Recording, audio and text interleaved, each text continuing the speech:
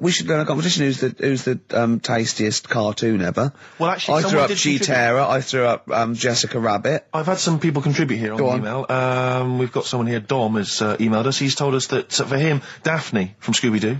Yeah, popular choice. And obviously, this is one I've never quite understood. Wilma from the Flintstones. I've actually always felt that Wilma. I don't know. I just thought she was a bit. No, not Wilma. Homely. Betty, surely. Yeah, Betty. Well, this is what I'm hearing. Wilma. I mean, yeah, Betty, surely, but Wilma. No, I mean, she's quite homely.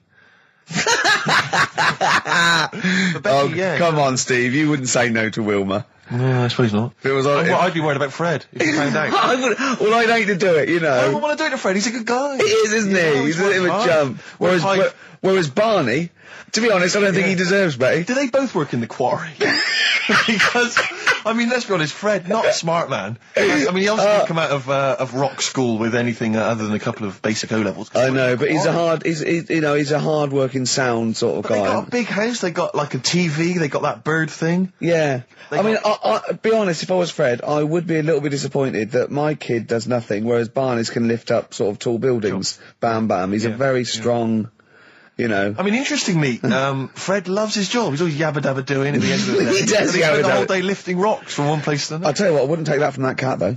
I would. If a cat picked me up by the scruff neck and put me out, right, on the doorstep, I'd go mental. I'd get rid of it. It is a saber-toothed tiger, though, Carl, so it could rip him to shreds. It's not like a normal domestic cat you have nowadays. You know when they go to the drive-in at the beginning? Yeah. And they order, maybe some ribs. Yeah, that huge rib, and it tips the car over. Yeah. Was that her first day on the job? Because I've never been ordered before. Yeah, either it's that, she'd have realised. Yeah, we're out of pig. We've got Brontosaurus rib. Exactly. He goes, won't that knock the car over? No, it won't. I don't know. Rick, can I tell you now? That was an accident waiting to happen. It was really, wasn't it? Yeah. And it did. Oh, dear. Mind you, I went to Texas once, and I had some ribs, and it was like the Flintstones. It was huge. And not only did it look too much like an animal that I couldn't actually eat it, I don't know who could eat it. I mean, seriously, it was 2 foot long. Yeah. And all the it was like half a rib cage. And It's incredible. My friends lived in Texas for a while, and they once were in a kind of diner, and there was, you know those kind of benches that are attached to the table itself, like a kind of picnic bench? Yeah. And, this huge fat guy came in, he came wobbling, he ordered like this kind of everything you can eat meal, and his fat kind of sort of, you know, kind of... His big fatty fat, and his fatted on the fat table, It wrapped itself around the table and everything. He was chowing down, and when he tried to leave, the table came up with him. Oh no! Imagine that! I mean, they are fat, aren't they? They're big people. They're huge people. But it was that thing we were talking about before, that bloke on Jerry Springer Show who was like 80 stone, right? Now, I felt quite sorry for him. He was really sad and he was crying. It is rad, but my point is this, right? When he got to say 50 stones, didn't he go, that's too much, that's enough. For a land animal. Exactly. Do you know what I mean? Yeah. That's big, isn't it? I mean, I'm getting worried. I'm 13 stone, and I'm genuinely getting worried. I'm thinking, God. When you've got that big, when you've actually got your own mare. yeah. When you have to get in helpers to look what the scale says. Yeah. Like 4 or 5 people lift up your belly and go, it's 52 stone. You go, that's too much. Exactly. I'm going to only have 9 breakfasts when you begin to appear on the Ordnance Survey map. yeah, exactly, yeah. When you've got your own symbol. It's like, we can see 2 things from space now, Fatty and Steve Merchant. We'll be landing at about... Well, no, I'm just saying at all, you're not fat, are you? You're freakish and big. Just another quick thought. Someone's mentioned Daphne from Scooby-Doo, and but I've always had a soft spot for Velma. Velma? Because Velma's got glasses. I mean, I'd have She's clever. Can I tell you what would have happened if I was in that environment? I was maybe on the... Your glasses would have got tangled up. I'd always been making a play for Daphne, right? And Velma would have fancied me, but I'd have always ignored it because I was playing for Daphne. And then when I finally realised it was never going to happen with Daphne, I'd have blown it with Velma. Maybe not, though. Maybe not. Sometimes those, you know, they might, you know, appreciate honesty and go, listen, I've been hitting on the good-looking one. Yeah. Oi, Four Eyes. Yeah. Do you fancy it, Chubbs? Exactly. Something like that. Let's be honest, is what you're saying. Well, yeah. I'm wondering, I don't mean to be libelous, but Velma, she was quite short, the glasses, the short hair. Lesbian. Hung around with the dog and lesbian. The bloke. I'm beginning to wonder if she was... Yeah, maybe. I was like, see, unfortunately, I said lesbian there, and you still carried on with your assessment of what it is to be a lesbian. It's bad enough doing the cliches of having short hair, but you said the dog. Yeah, well, she hangs around with a dog. So do lesbians do that? Well, have you seen some lesbians? They're right dogs. Good night. Have you seen what I've done there? You know what I've done there, Rick? Comedy award winning. Oh, God. the first cut is the deepest. Let's hear it, Rick. On this album as well is The Killing of Georgie. Georgie Part 1 and 2, remember? About the gay bloke. Georgie boy was gay, I guess. His favourite song. Carl's favourite song, right? And I was going, oh yeah, I remember that, yeah. I said about, and I said, did not intend to take his life. He just pushed it when he gets mugged and killed. Do you know what he said? I was sitting outside, I was singing, he went, well, as I said, they go out too late. They go out too late? He meant gay people go out too late. He went, no, they do. I went, what do you mean? He said, well, they're always out, they go out when people are coming home. He said, if he'd have been in bed by 10, he'd still be alive today. That's a sobering lesson. And he went, there's one that works here and he's shattered every Monday. Oh, if you're gay and you're listening, just be in bed earlier. Go out when sensible people go out. Yeah. You're right, we're not on the continent, Carl. If you're gay and you're not in bed by 10, go home. Yeah. I don't get it. Now, right, okay, it's the film review. Carl, you just tell it from the heart. Tell us what you thought about the film, what you thought the... Can I just ask, is this the first time you'd seen Gladiator? You'd never seen it before? No. Okay. And what were your thoughts? Okay. The film review. Gladiator. It's alright. Nothing great. It's like an old, sort of an old version of Rocky done in the olden days, really. Right. A bloke fighting other people. Sure. How sort of well known is the story? Do you reckon people know the basics? Well, just very quickly, just do the plot. Quickly. There's a guy called Max. Maximus, yeah. Yeah. There's Caesar, and there's Caesar's kid, and Max goes to war, sort of wins it, comes back. Caesar says, you're good at what you do. I wish my son was as good as you. So I want you to be in charge when I die.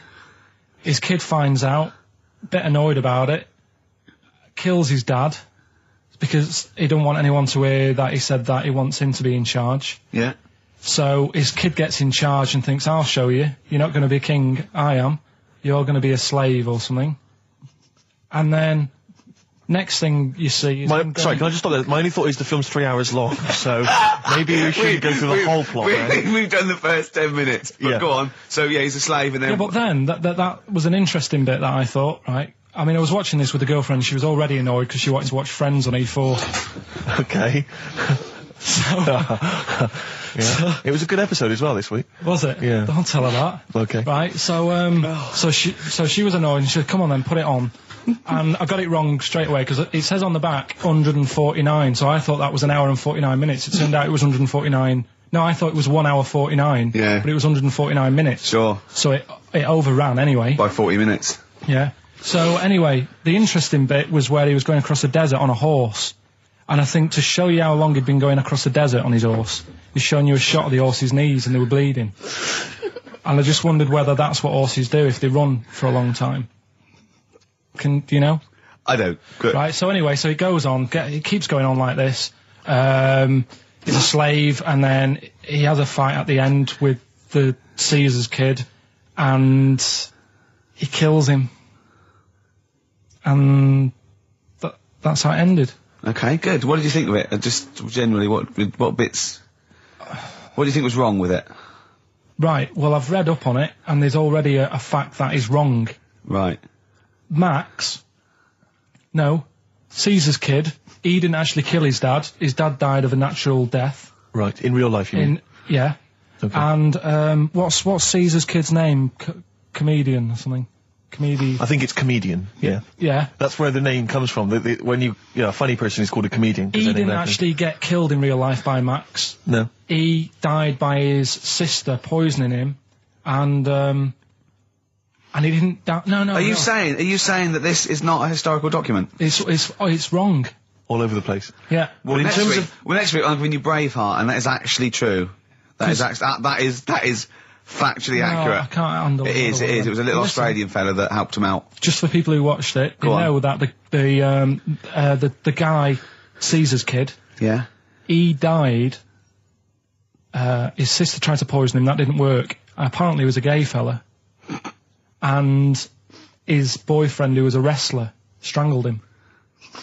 Where did you get this information? On the internet. I thought I'd look it up to see how much of it I actually got right. Yes. and that's what I read. Okay, so out of 10? 5. Really? Yeah. Okay. It's no good. I wouldn't get it out. It's annoying the way it says, like, you know, this film's got to be seen at the cinema, because I saw it at home and I don't think I missed out on anything. Very good point. I think that's probably the point they're making, but yours is valid too. We'll play a record, and after that I'm going to ask you about Rasputin, the Mad Monk. Go on then. When things like that happen, right, you know, you've been told not to mention it. Yeah. And you're like a little kid. Yeah. And once things are in your head, yeah, it's difficult not to mention it. I mean, when I was a kid, yeah, right, yeah. my mum's sister Hazel, right, was seeing another bloke. It's weird because she's a lesbian now. That's really weird. That must have been an interesting Christmas. But anyway, she was seeing this bloke, and he looked like Ken Dodd, apparently. He looked like Ken Dodd. Looked like Ken Dodd. So people said, don't mention it because it gets on his nerves when you like meet him and you go, oh god, you look like Ken Dodd. So I said, all right, his name's Will or whatever. And I was introduced to him. First thing I said, nice to meet you, Ken. Did you do it as a joke, or did you? No, because you know when you know that he's like, I'm not allowed to say that. I can't say that. I mustn't say that. Can't. And then I saw him. I thought, Jesus, does look like him. It just came out. Was it Doddy who turned her into a lesbo? Do you think?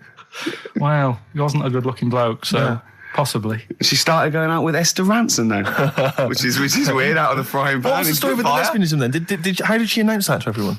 What age was she when she realised? Well, I mean, we're not a close family, do you know what I mean? We're not a sort of family who keeps in touch with everyone. And I think my mum called her up one Christmas and sort of said, you know, how's the Diddy men? Yeah, how's Nutty Ash? And she said, oh, no, I don't do that anymore. I'm knocking about with Sandra or whatever. Right. And it was like, oh, right. Not big butch Sandra with the big earrings and the skinhead. He used to live down the road from you. I don't know. He used to get Doc Martens wholesale.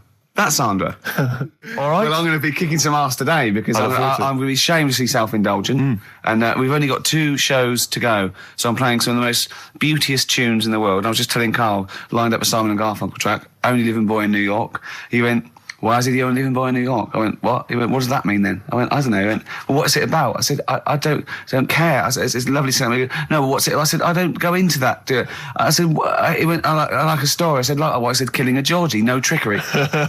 Killing of Georgie. I think we should play that at the last. It's good. I heard it the other day on Radio 2. It was cracking. It sounds like, well. It's really good. Tell them what it's about again. It's about little girl, gay fella. A little what? A little gay fella? Yeah. Right. Who, I haven't heard it for a bit, so it's all off memory, this. But, gay bloke. Is he from Scotland? I have no idea. But he's from somewhere where gays aren't liked. Okay. Right? No. No, he is. Georgie Boy was gay, I guess, nothing more than the kindest guy I ever knew, right? Now, all he did was, right, his father said, how can my son not be straight? Kicked him out. Right, goes to America. Yeah, but you can handle all that. You can handle your dad not getting on with you if other people around you are into the same scene. Yeah, but he was like he was left on his own. He didn't know what to do. Yeah, he was getting stressed out. Yeah, so he goes. And this was before.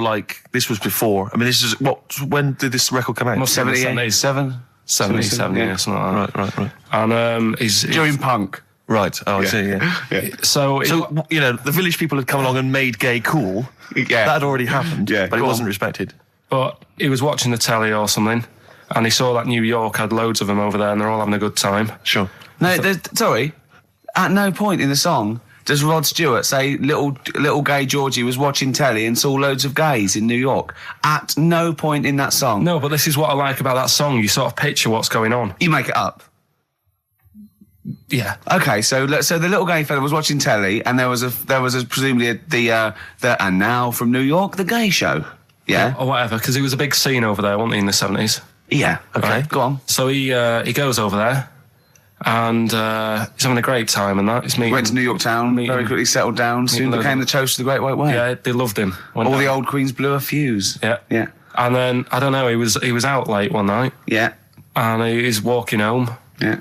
And gets attacked, gets killed, and he's lying in the They didn't intend to take his life. They just pushed their luck a little too far that night. Yeah, you see? So, yeah. But what's good there? Is it good that he had a bit of a good life and was able to be himself? Yeah. Or should he have stayed in Scotland? He didn't come from Scotland. Again, I really... Well, I think, is there any way we can get this song before the end of the show and play it? Because I've heard it recently. A lot of people listening will have never heard this song. They won't have any idea what we're talking about. I say what you said when we were talking about that song once before? Is it bad? It might be. Because we were talking about, Georgie Boy, and he, got it. I don't know. What? It's when you said... Well, no, it's a fact. I don't think if... Well, he said, so it's Killing of Georgie, he gets out, dies, right? He goes, well, they do go out late. I know. Gay people I go know out a few late. gay people, and they start to party late on. That's why in Soho, right? Girlfriend got in a cab, right? Suzanne was in a cab, and the cab driver was taking her to an early start, right? She works at the BBC. Yeah. Early start, 4 a.m. It was going down. It was mental in Soho at 4 a.m. Yeah. They were all still like starting the night out. How do you know they're gay? It's Soho, isn't it? Fair enough. Play a track. I'd love to be able to try and dig this out. Yeah, we will. This is Simon & Garfunkel, The Only Living Boy in New York. It's lovely. When I went to the BAFTAs with you, and I wasn't really enjoying it, you were like... What? No, You you are didn't tell such us an this. ungrateful... There are so many people. You're like a little charity case. You're like... Oh, I had God. chicks queuing up around the block. You'd wanting usually come. have to... Someone like you would have to write to Jim or Fix It or Esther Ranson to get them to meet us sort of people. And now it's on your doorstep. I'm amazed that you didn't enjoy it. Why didn't you enjoy it? You got to walk down the red carpet. You went in. There was George Best, one of your footballing heroes, was there. A load of other big names. You sat there in prime position. You came backstage with a load of other big names. Hey, you had a lovely bit of grub. You were filming this thing for the DVD you were making. That's you, a cameraman on our DVD. And yet you think, now you look grumpy because you had a couple of pints and you... I can't believe So it. tell us why you didn't enjoy it, because the ceremony, what didn't you enjoy about that? It was interminable, wasn't it? Far too long. Wasn't it awful? 3 so boring. hours. I thought you were going to say something. Really? Sorry. 3 hours. Yeah. I mean, I suppose for you two, at least, you were going to get something. Sure. Yeah. But with me, it's like... I mean, I've never graduated or anything, so... Have you not? I'm trying to think of a situation. Basically, I sat there for 3 hours knowing that I'm not going to get anything out of the night. Yeah. Right? Now...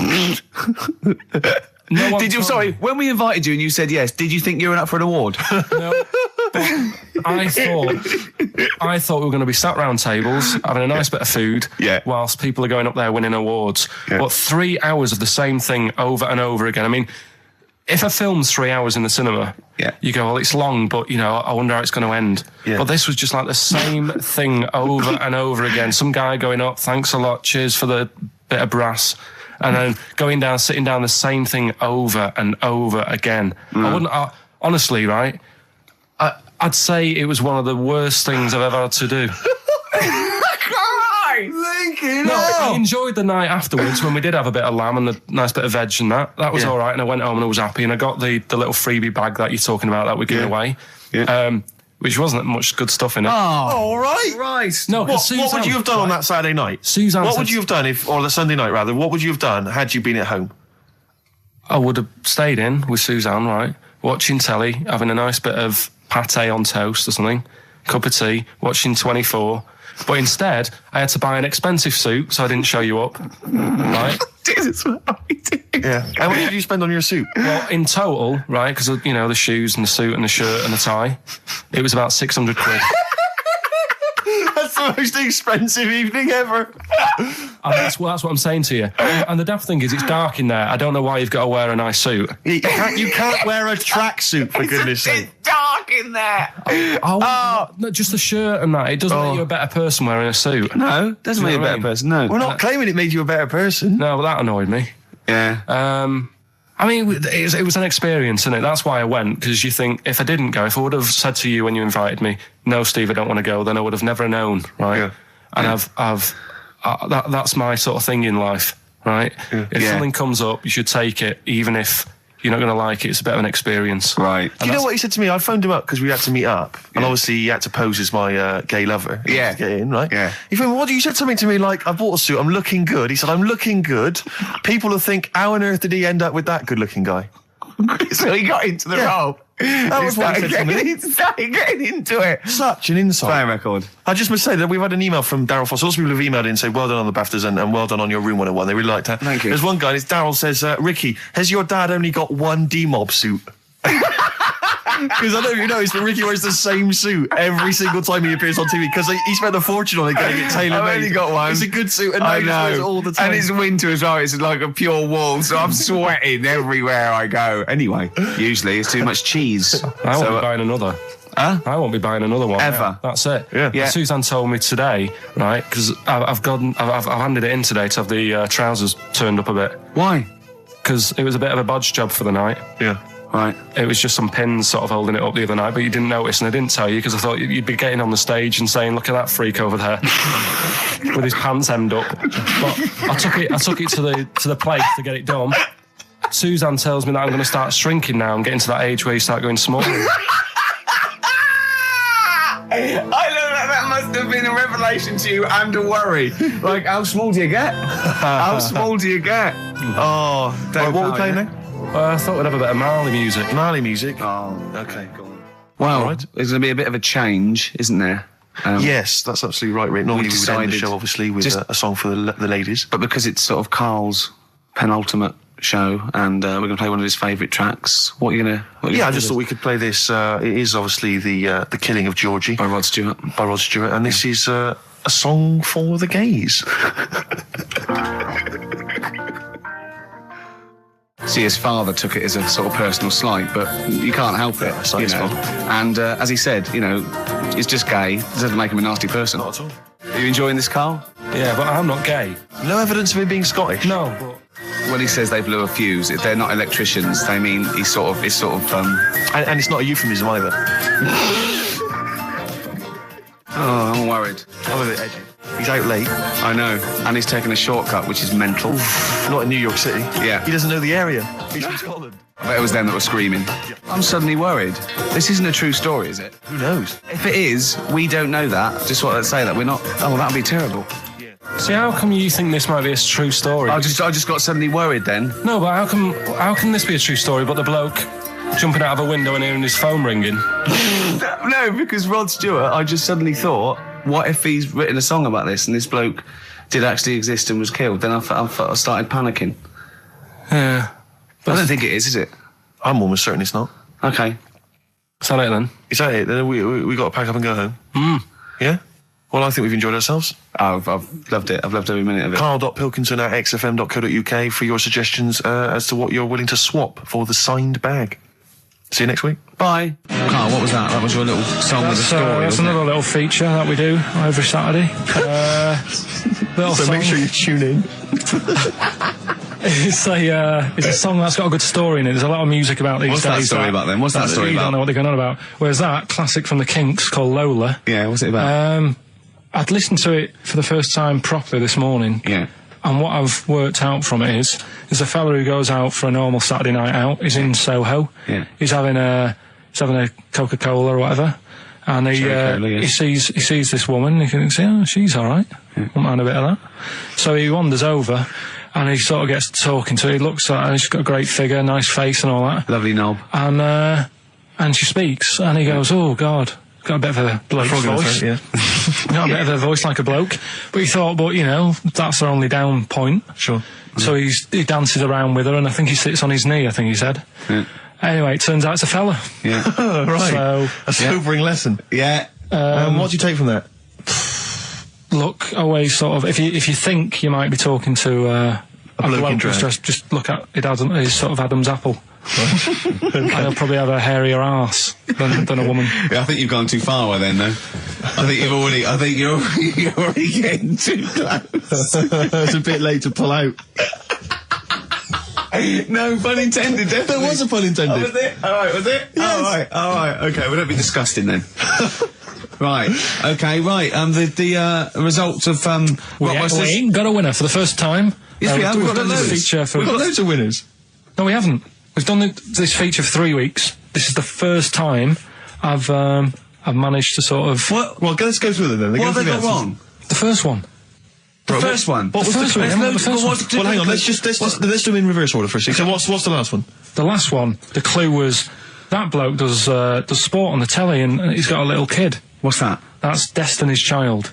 Des, who does ITV Sport, that's has got terrible, a Tiny's man. Child, right? No, That's terrible. that's fine. They got that. Okay, Destiny's Child. Des- What's the one? Des What's the Tiny's Child. middle one? Right, the middle one. Right. Child. The second one was he doesn't like women. Yeah, he's got a couple of kids. That's a bit weird. Yeah. Right. That was PD. That was Puff Daddy. That is offensive. Go on. But it's not Puff Daddy. It's Puff Daddy. And he's not even called that anymore. He's called P. Diddy. Well, Okay, fair enough. but they got that one. yeah. And if I'm being tight, these lot are as well. Yeah. Yeah. Tight means something in Manchester. Go on. Right. And the first one that they're having problems with, I don't think them birds should be allowed in this They've area. got it. Boyzone. It's not Boyzone. What's the clue again?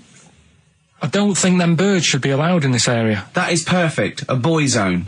No birds. No women. No women, yeah, birds, right? A boy zone. Sorry, Carl. If that isn't the answer, their clue is better than yours. That is brilliant. What was yours? Boy zone, it works perfectly. What's your answer then? Bangles. I have no idea what that means. Like seagulls. So you don't want them in this area, so you're banning them. Bangles.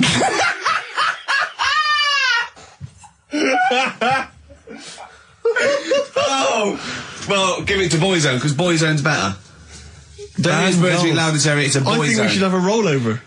Carl beat them. Carl beat them. You have to use his logic, But surely. theirs works. You can't do what am I thinking. No, that's not what I'm thinking. It perfectly. It works perfectly. I think you've got to give it to the ones that got the boy zone.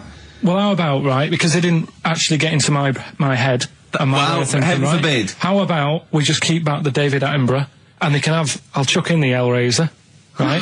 Okay. and Blondie album and the Madness Yeah, one. okay. Pick a winner at random. Pick a winner, Steve. I'm going to give it to Paul Sloman, who got those answers, and he also says, P.S. Carl, you're a moron.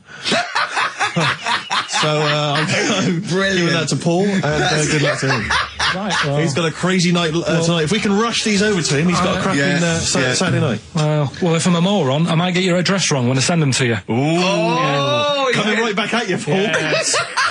Right, John, play your song. Is this what we Oh, almost Carl's done? annoyed because Wow, they didn't he's get wild. banned goals. A song from song for the ladies. I think we seem to have missed this a lot of weeks, but this Sure. is, I've been wanting to play this It's for not like ages. us to forget things like that. This is a band, Frente, who kind of came and went and no one yeah. was particularly interested, but they did do this lovely acoustic version of the New Order tune, Bizarre Love Triangle, Oh, and right. this just shows you how incredible the melodies and the words and everything are. Brilliant, I'm a fan. New Order, just play this. Good night. Songs for the Bye-bye. ladies. Is this Bye. in the week? Do you reckon Richard Anderson will be back next week? Yeah, Richard Anderson will not miss this show.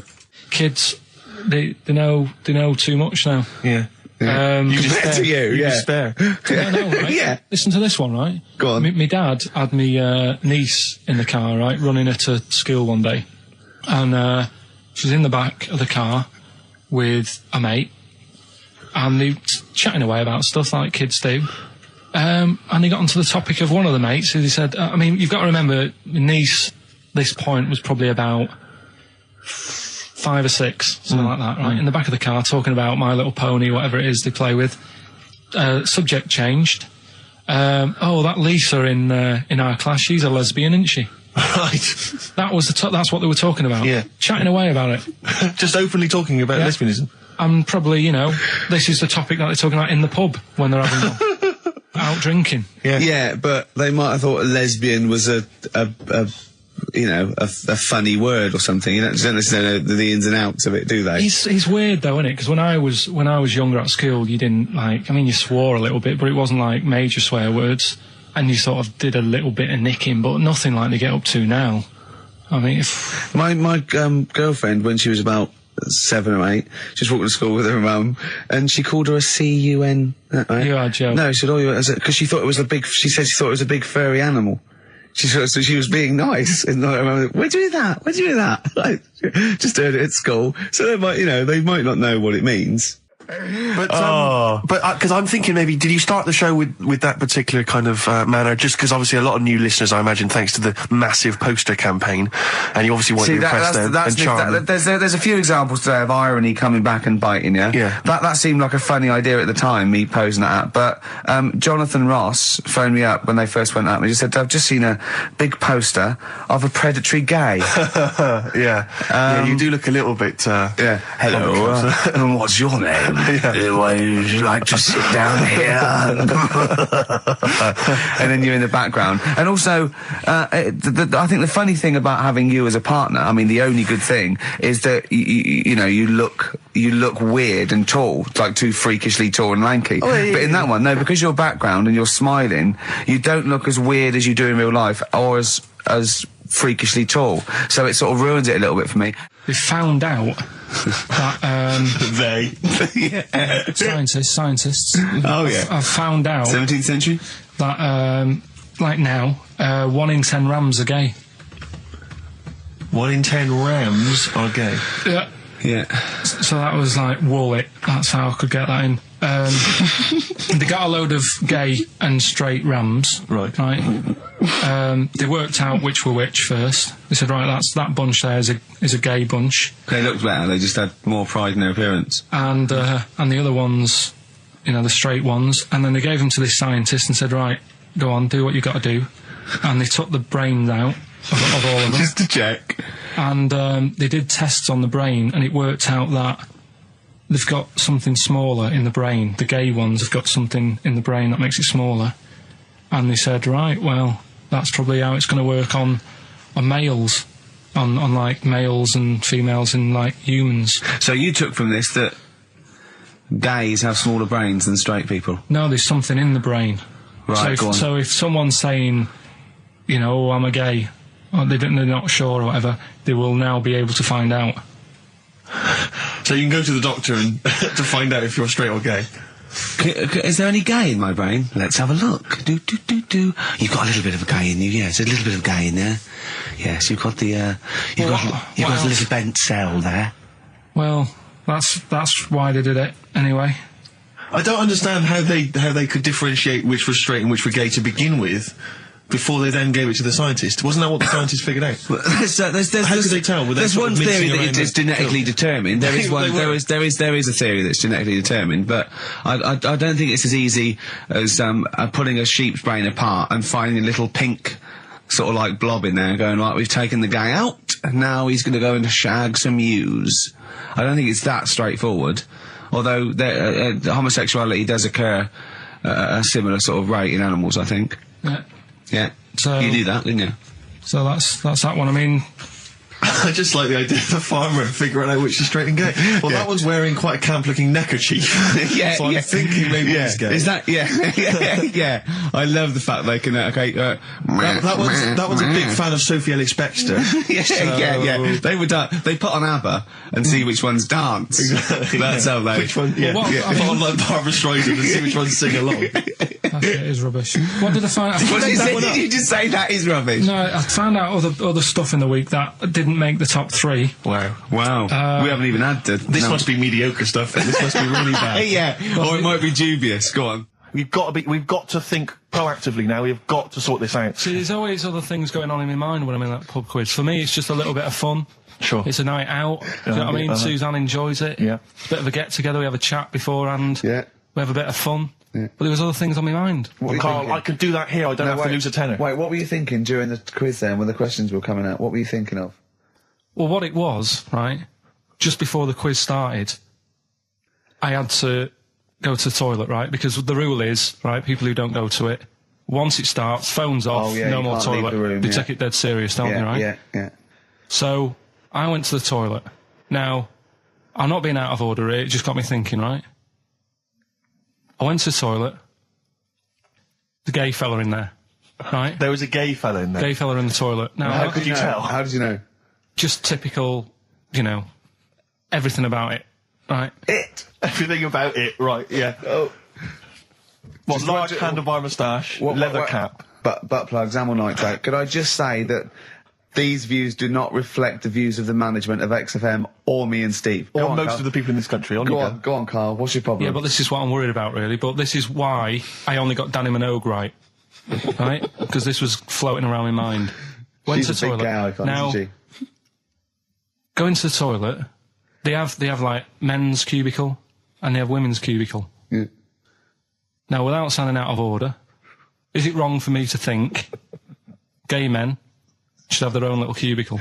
Call in. They should have their own... Well, not cubicle. You mean an actual toilet, I suppose. When I was at the urinal, Yeah. normally, you know, there's a fella there and then you go, all right. And there's no pressure. But I couldn't go. I was thinking, should I wait? If I go into the toilet, it'll look obvious. Yeah. I had loads of pressure and this was what were going you on. worried about? I'm so sorry. What were I'm you so concerned sorry, about? viewers? I'm so Well, sorry. it's like, right, listen, when I was a kid, right, and it's all right for you to go into women's toilets when you're a kid, it's like, oh, it's a bit cute, Yeah. right, as long as you're not, like, over 15 or something, right? Right. But when I was a kid, I went into a toilet, and women, when they use their little cubicles, they don't shut the door. Some of them just sit down on the toilet, Yeah. right, and you see everything. And, no, seriously, that's probably one of the first times I saw, like, a woman. Yeah. That, right, and my Auntie Nora when she was staying over. What happened with your Auntie Nora? She was, she's into wearing caftans. Into wearing what? You know, caftans. Oh, yeah. What are caftans? Big, bellowy sort of dresses. Right. And, yeah, I used to sit on the floor at home in front of the telly. Sure. She was on the chair behind. Yeah. She did a bit of a sort of a Sharon Stone scene. Oh, God. Yeah. Did you see it? There was no underwear. No. What age were you? What was it like? What age were It you? was like a ripped tennis ball. What? Right, we're off air. We're off air. Either that or put us in for the Sonys. Ice-T. That's how I'm living. Bit of old school hip-hop. Where's RT? All right. Good point, yeah. Go make me a cup of coffee or something. Well, before you do that, can I just qualify something? I'm a little bit concerned Yeah. about your toilet discussion. Well, what exactly is your point again? I was just a bit bemused. You see, it's a tricky one. All I'm saying is, right, there I was at the pub quiz. I go to the toilet, not thinking about anything. I try to go, right, there's a little gay fella next to me. I love this little gay fella. Now, the weird thing is, there's nothing stopping him having a little glance, right, because he's allowed in the fella's toilet. Yeah. Now, I'm not allowed to go into the woman's toilet and have a little look round. Right. So all I'm saying is, should they have another toilet area? What, for gay people? Yeah. And so this would be gay men and lesbians? Is that going to complicate things? I mean, I can only assume. I mean, to what point? I'll ask you a question, right? If you're intimidated, that's a shame. But you know, most gay men aren't looking at your knob. You know that. What do you mean? I can only say that 99.9% of gay men who use a urinal standing next to what they assume is a heterosexual man aren't looking at his knob. What they're doing then? They're emptying their bladder. No, but the thing is, I can't talk you're politics saying, for Carl. you're saying, like, you know, about would you have one toilet for lesbian women and gay fellas, right? What does that mean? Would it be mixed? Would it just be? Well, would it have a man on one? That's heterosexual man. One little picture of a woman on the other, and then what? What would the little icon be? A man and a woman? A man and a woman. Just having a chat? Yeah. In pink and dot But lines. you couldn't mix them because then what would happen is you'd get people who are going, oh, I'll play up to this a bit, What, pretend to be gay? and yeah, you know, sort of grow a moustache and shave their head. And pretend to be a lesbian. Right. Yeah. So, well, I see. So, you know, people pretending to be gay so they could go in and have a look at the lesbians. Yeah. Right. So that would mean that we need 4 cubicles now, would we? Yeah, no, this is fine. 4 cubicles. So every pub How now... many toilets do we need at Every the pub's moment? now got 4 toilets. Oh, Carl, bisexuals. Yeah. Now, interesting. Bisexuals. How many toilets do we need now? Call the council. Do you use any? Huh? No. No, because they're interested in everything, aren't they? Because the little bisexual fellow will be looking at your knob. Right, with them, What you do, you just have a door, you open it, and there's one urinal there, so you can't get a queue. They have to sort of wait. I just thought that, well, why can't there just be a thing between the urinals so no one can look at anyone else's knob? Wait a minute. Just to go back to Ricky's point, what stops, even if we've got the toilet for gay men, what stops the gay men who want to have a look at your willy going in the regular toilet and pretending that they're straight? Most men don't wear gay across their head. Exactly. They don't have a tattoo. There's no branding yet in the British house where they have to declare. So we're going to have to expand this. What So we've all got to carry identity Do you know cards. you can see a gay, can you? Coming a mile off. No? No, I'll just hold it in next time. No. Can you tell gay men? Do you know a gay man? I'd say probably if you did if you lined some people up and said point them out, I reckon I'd get. But hold on, we're not talking about people dressed in leather with the arse cut out and an handlebar moustache. Yeah. We're talking about the everyday non-seen. Of course. Yeah, but I mean, suppose I put you in a room and there was 10 naked men, right? Yeah. And there's 5 gay men and 5 hetero. Could you walk along that line looking at those gay... Am I naked? No, you don't have to be naked. Why would you have to be naked? To catch them out. Play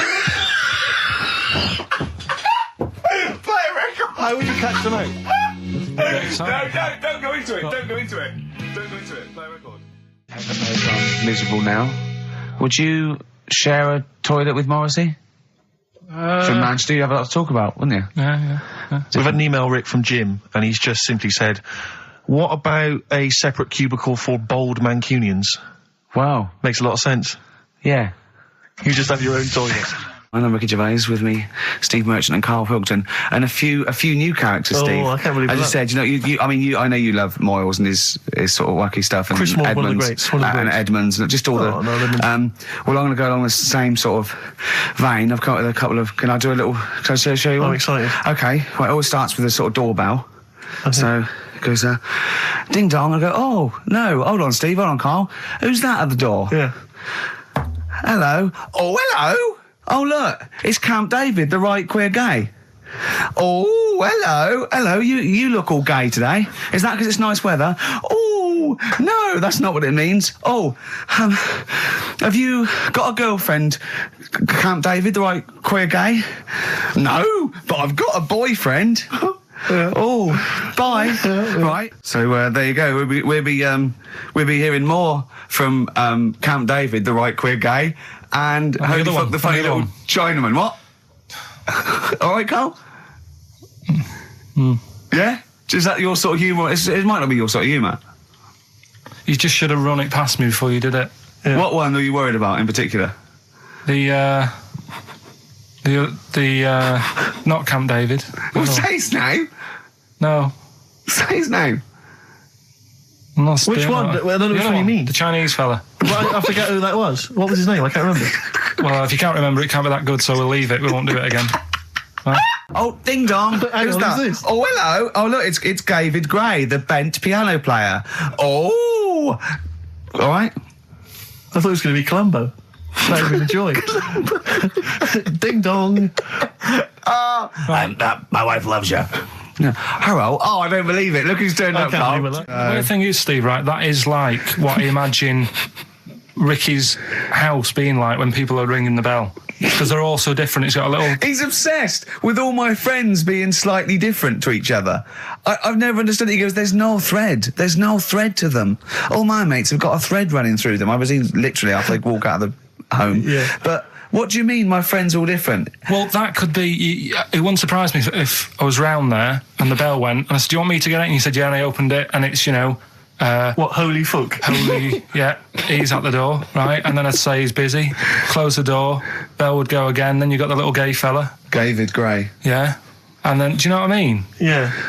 Not really, no. Because he's met some of my friends and he looks at them in a weird way. I mean, some of them are weird. Years ago, husbands weren't allowed to sort of clout the wife with anything, What was it like in the past? I know, You yeah. couldn't clout your missus. with anything wider than your thumb. The stick had to be the same, no bigger than your thumb.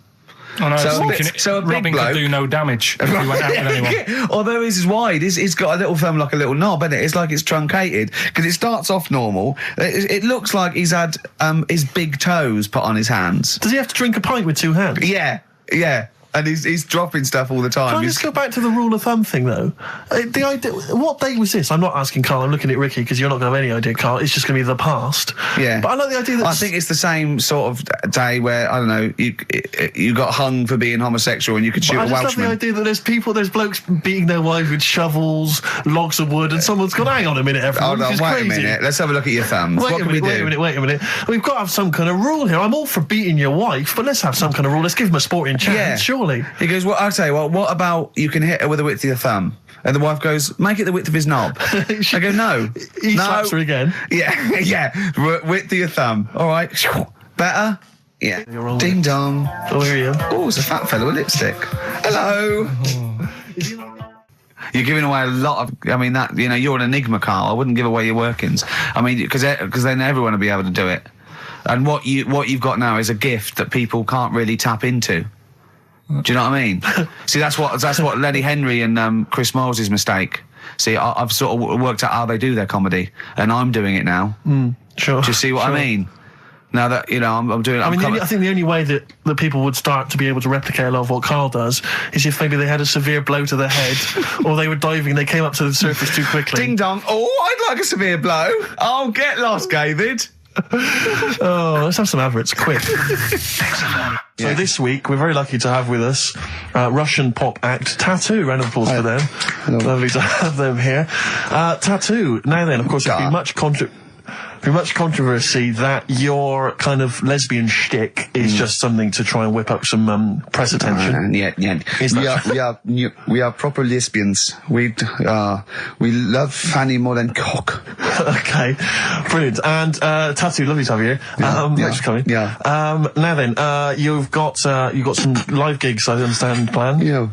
Duh. Okay. I can't help but notice that you sound, dare I say it, Tattoo, you don't sound so much Russian as German. No, we cannot do the accent properly. Okay. And Tattoo, it's a joy to have you. Thanks for coming down.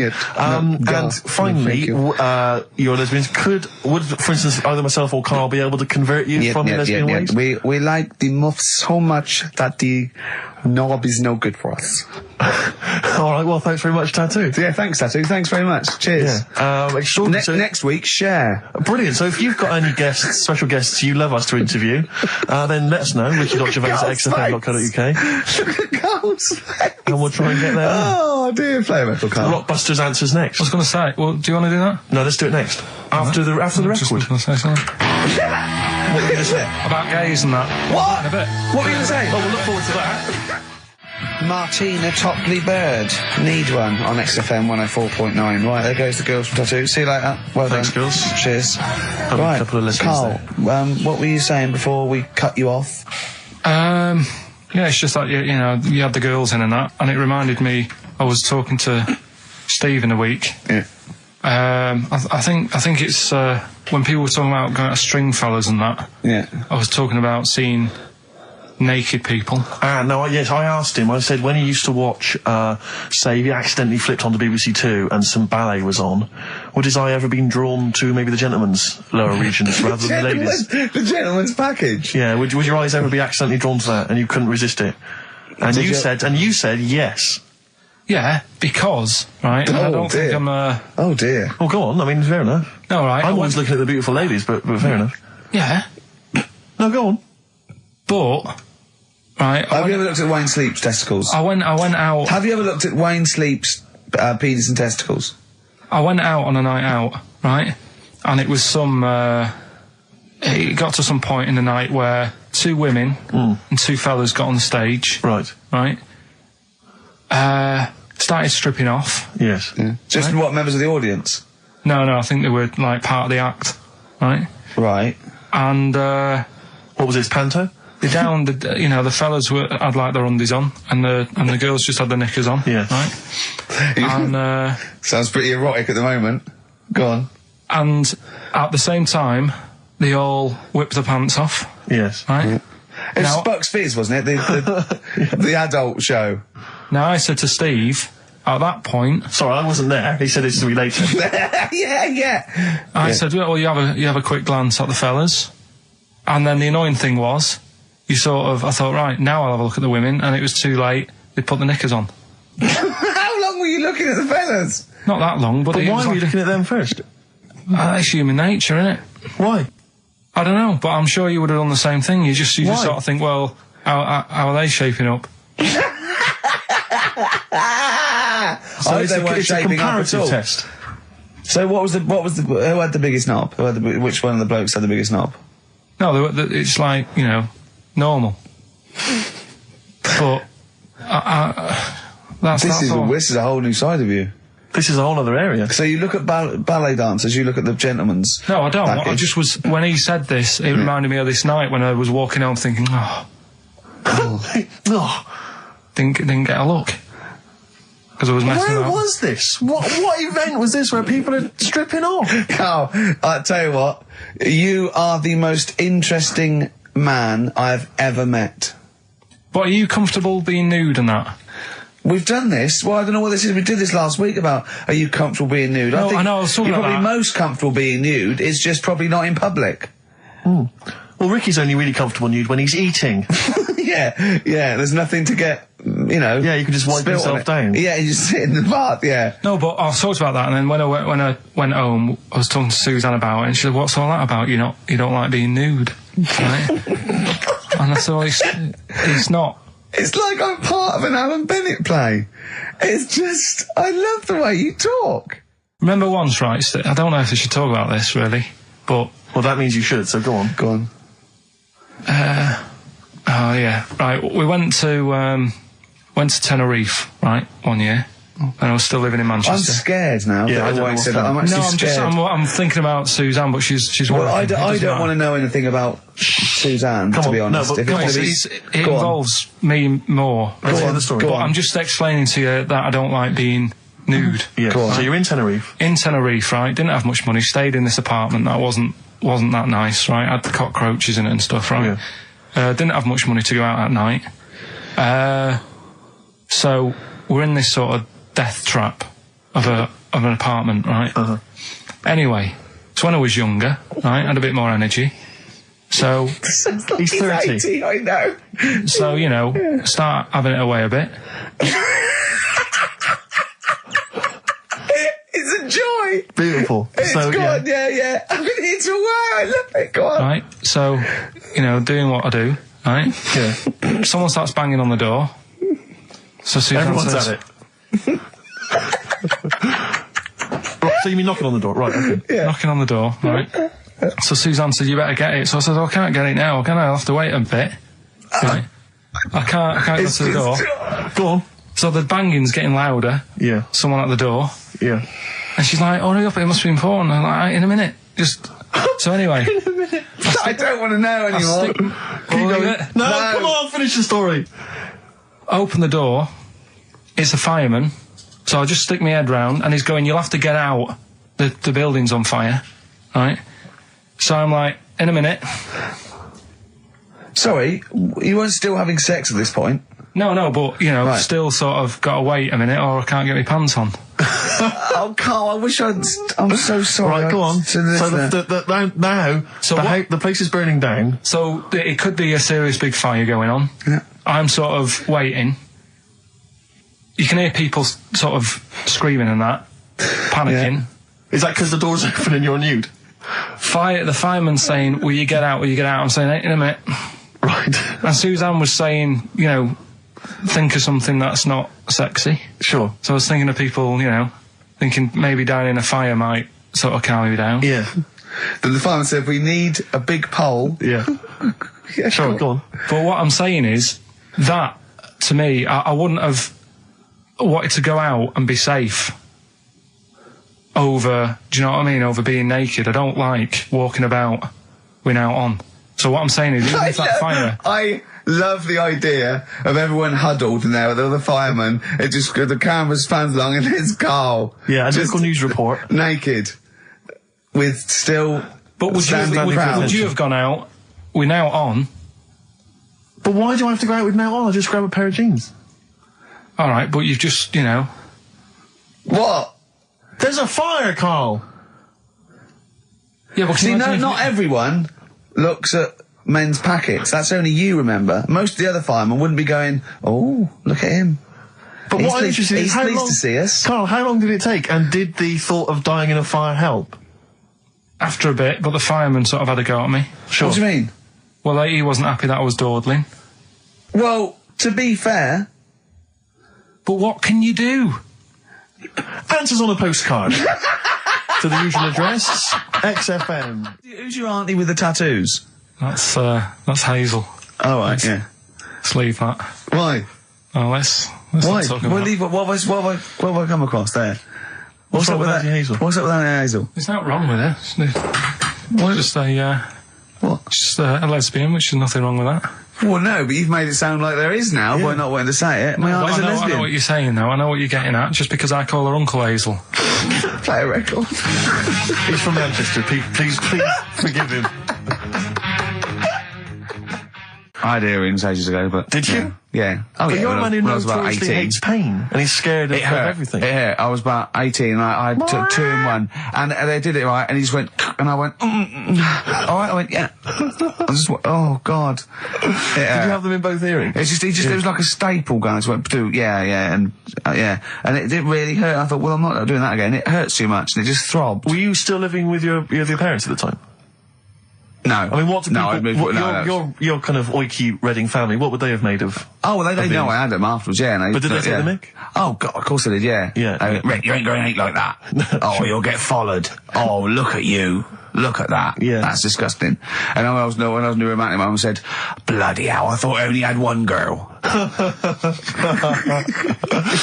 Which is the earring... Because isn't it like one ear is for gay people and one is for straight people? Is that just a myth? Or I don't know, it might be. something to do with which ear you had it in? Yeah, there probably was sort of like signs for that, yeah. It's like when you're growing up, I had loads, like, a white polo neck, right? And a ring on your little finger, that means you're gay. Yeah. Yeah. Like, you can see him coming. You're just consulting your little chart. Exactly. Hold on. White polo neck. Yeah. Those are the earrings in the left ear. I got it. I don't know where I am. Wasn't there that thing that the famous cover of Born Bruce to Run? Springsteen? Yeah. Well, you didn't know the handkerchief, yeah. It was handkerchief in the right hand pocket. Dominant and was, yeah, I don't know. But, where is this information? I wouldn't have known that. I might have gone around, with, if it was hot weather, something to mop my brow, I wouldn't have known that. What, can't the gay people kind of notify us? Can't we have some kind of website or something we can check out? Do you still go to that pub with all those sort of like butch blokes? Lovely guys. With the moustaches and, yeah. The caps, great guys. A lot of them are firemen, a lot of them are like traffic cops. Great people. You know what I mean? Fascinating You know you're safe in there. Yeah, and also there's no women to... It's like you're just having a great time with the lads. And there's nothing... It's just brilliant. playing pool stripped to your waist. Yeah, I know, yeah. I can talk. Oh, my back's to that. So, now coming up the Verve, after that, an amusing link about gay handkerchiefs. Oh, really? Looking forward to this. Nick Cave and the Bad Seeds, He Wants You. Brilliant. Yeah. So, Carl, off you go. Well, we're not going to do Freak of the Week here. Okay. Right? Because we've done quite a bit of that in the last 20 minutes. We've right, OD'd on freaks, you think? Yeah. Sure. We'll just shift it a little bit. Okay. And I don't, like I keep saying, don't want people to be thinking we're sort of taking the mick out of anyone. No. Right? Because we're not about that. I feel that, like, I can do a little bit of it because I work with you, Steve. Yeah. Right? Sure. It gives me that right. It's like a care worker. Yeah, I understand. Well, it's like that thing of you can't be homophobic because I've got a couple of gay mates and stuff. Sure. I think it sort of gives me that edge. Yeah. Right? So you're not freakophobic because you work with Steve? Yeah, that's right, yeah. So, yeah. Okay. Well, by that token, I should be able to sort of slag off, the mentally ill. Or at least mentally handicapped. Now, there's a term you don't hear very often. In 2003, there was the mentally handicapped. Isn't that what it was? I don't know where to start. But I'd like to apologise for the Lady Diana stuff, the term mentally handicapped, and any inadvertent racism that we may have stumbled over. What's the actual term then? Is it retarded? Right, come on now. But yeah, that's all I was thinking with the Freak of the Week this week. That's what I'm saying about Freak of the Week. It's to get people thinking. right? Thinking how lucky they are that, you know, they don't have to comb their face. What are you talking about? What do you mean? Freak of the week is to let people know how lucky they are. just. What about the little freak you're talking about? What are they thinking? They're going, oh, he's talking about me. I'm a little hairy lizard man on a stick. Pop in, give us a call. I thought, you know, that's what I'd like to do on a TV programme. That's what I want to do. I want to go and, like, meet these people and say, right, let's just go shopping. Let's, you know, we'll film what your normal day's like. Yeah. Let's pop out. Nip into Sainsbury's or whatever. Yeah. You know, buy a comb. Park right up close to it. You know what I mean? Yeah, yeah. So what you're saying is you just want to get a little message out there, which is that there's always someone worse off than you. Well, there's proof of that in this room. You know what I mean? Oh, Carl, when's your train? In a minute, I'm going to get going now. I'll see you later. Thanks, Carl. Brilliant. What are you playing? You can play a song? Kirsten McCall. Yeah. I'll see you later. Well, there's the darkness. They believe in a thing called love. Carl, do you? This is XFM 104.9. That is my favourite band at the moment. You love them? I absolutely love them. I think they're funny. I think they're straight down the line with a little bit of tongue-in-cheek. Ah, brilliant. See them on Jules Holland last night? I didn't, sadly, no. Brilliant. Were they good? Yeah, absolutely jump. Oh, I mean, Jules didn't know what to do. was he playing some Boogie Woogie? They wouldn't let him play Boogie Woogie over their song. That's what I mean. That's why he stayed back. But I can't imagine it was very good, though. he shook the. I'm surprised you say they were good. It was Jules no, wasn't tinkling I mean, the old ivories. I thought, hold on, this is missing something. Yeah. This is missing someone from Squeeze vamping over them. Exactly. But yeah. they did well without him. Extraordinary. Yeah. Well, here we are. good Then. We're back. XFM 104.9. Carl had to leave early last week, but you stay to the end this week, mate? Or Yeah. yeah. You don't need another holiday. Oh, he started already. I mean, you Steve's know, made you look like a bit of a twat already, and it's No. only 1:05. But the only reason you don't go on holiday is because you have to spend money. Oh, and he's gone straight back. Well, He's gone straight back. I can't come back to that. Oh, It's just dynamite. It's just absolute. That was Although searing. the last and cut to holiday, the he had, chase. last holiday Steve had, he sort of found a third world country so he could live like a king for a week. It was Cuba, wasn't it? Going to Cuba, amazing. You can almost rule the place. If it weren't for Castro, I'd have been in charge. Kind of cash I was flashing around. I mean, they'll do anything for $1 over there. It's extraordinary, literally. I mean, it's amazing. Yeah. Oh. Definitely, and I went to Kenya before that. So he thought, to the prostitute said no. You were going. Yeah, well, it was $2. I mean, I'm not made of money. Did you have a good holiday, Carl? Yeah, it was all right. It's all right. Went down to Cornwall. Now, Tell you you were what, going to the some monkey odd sanctuary. people down there, Steve. Well, don't look at me. I'm not from Cornwall. Well, you're from that sort of area. Well, not really, but never mind. Genetically, he means. Right. They're weird. Well, you must have slotted right in.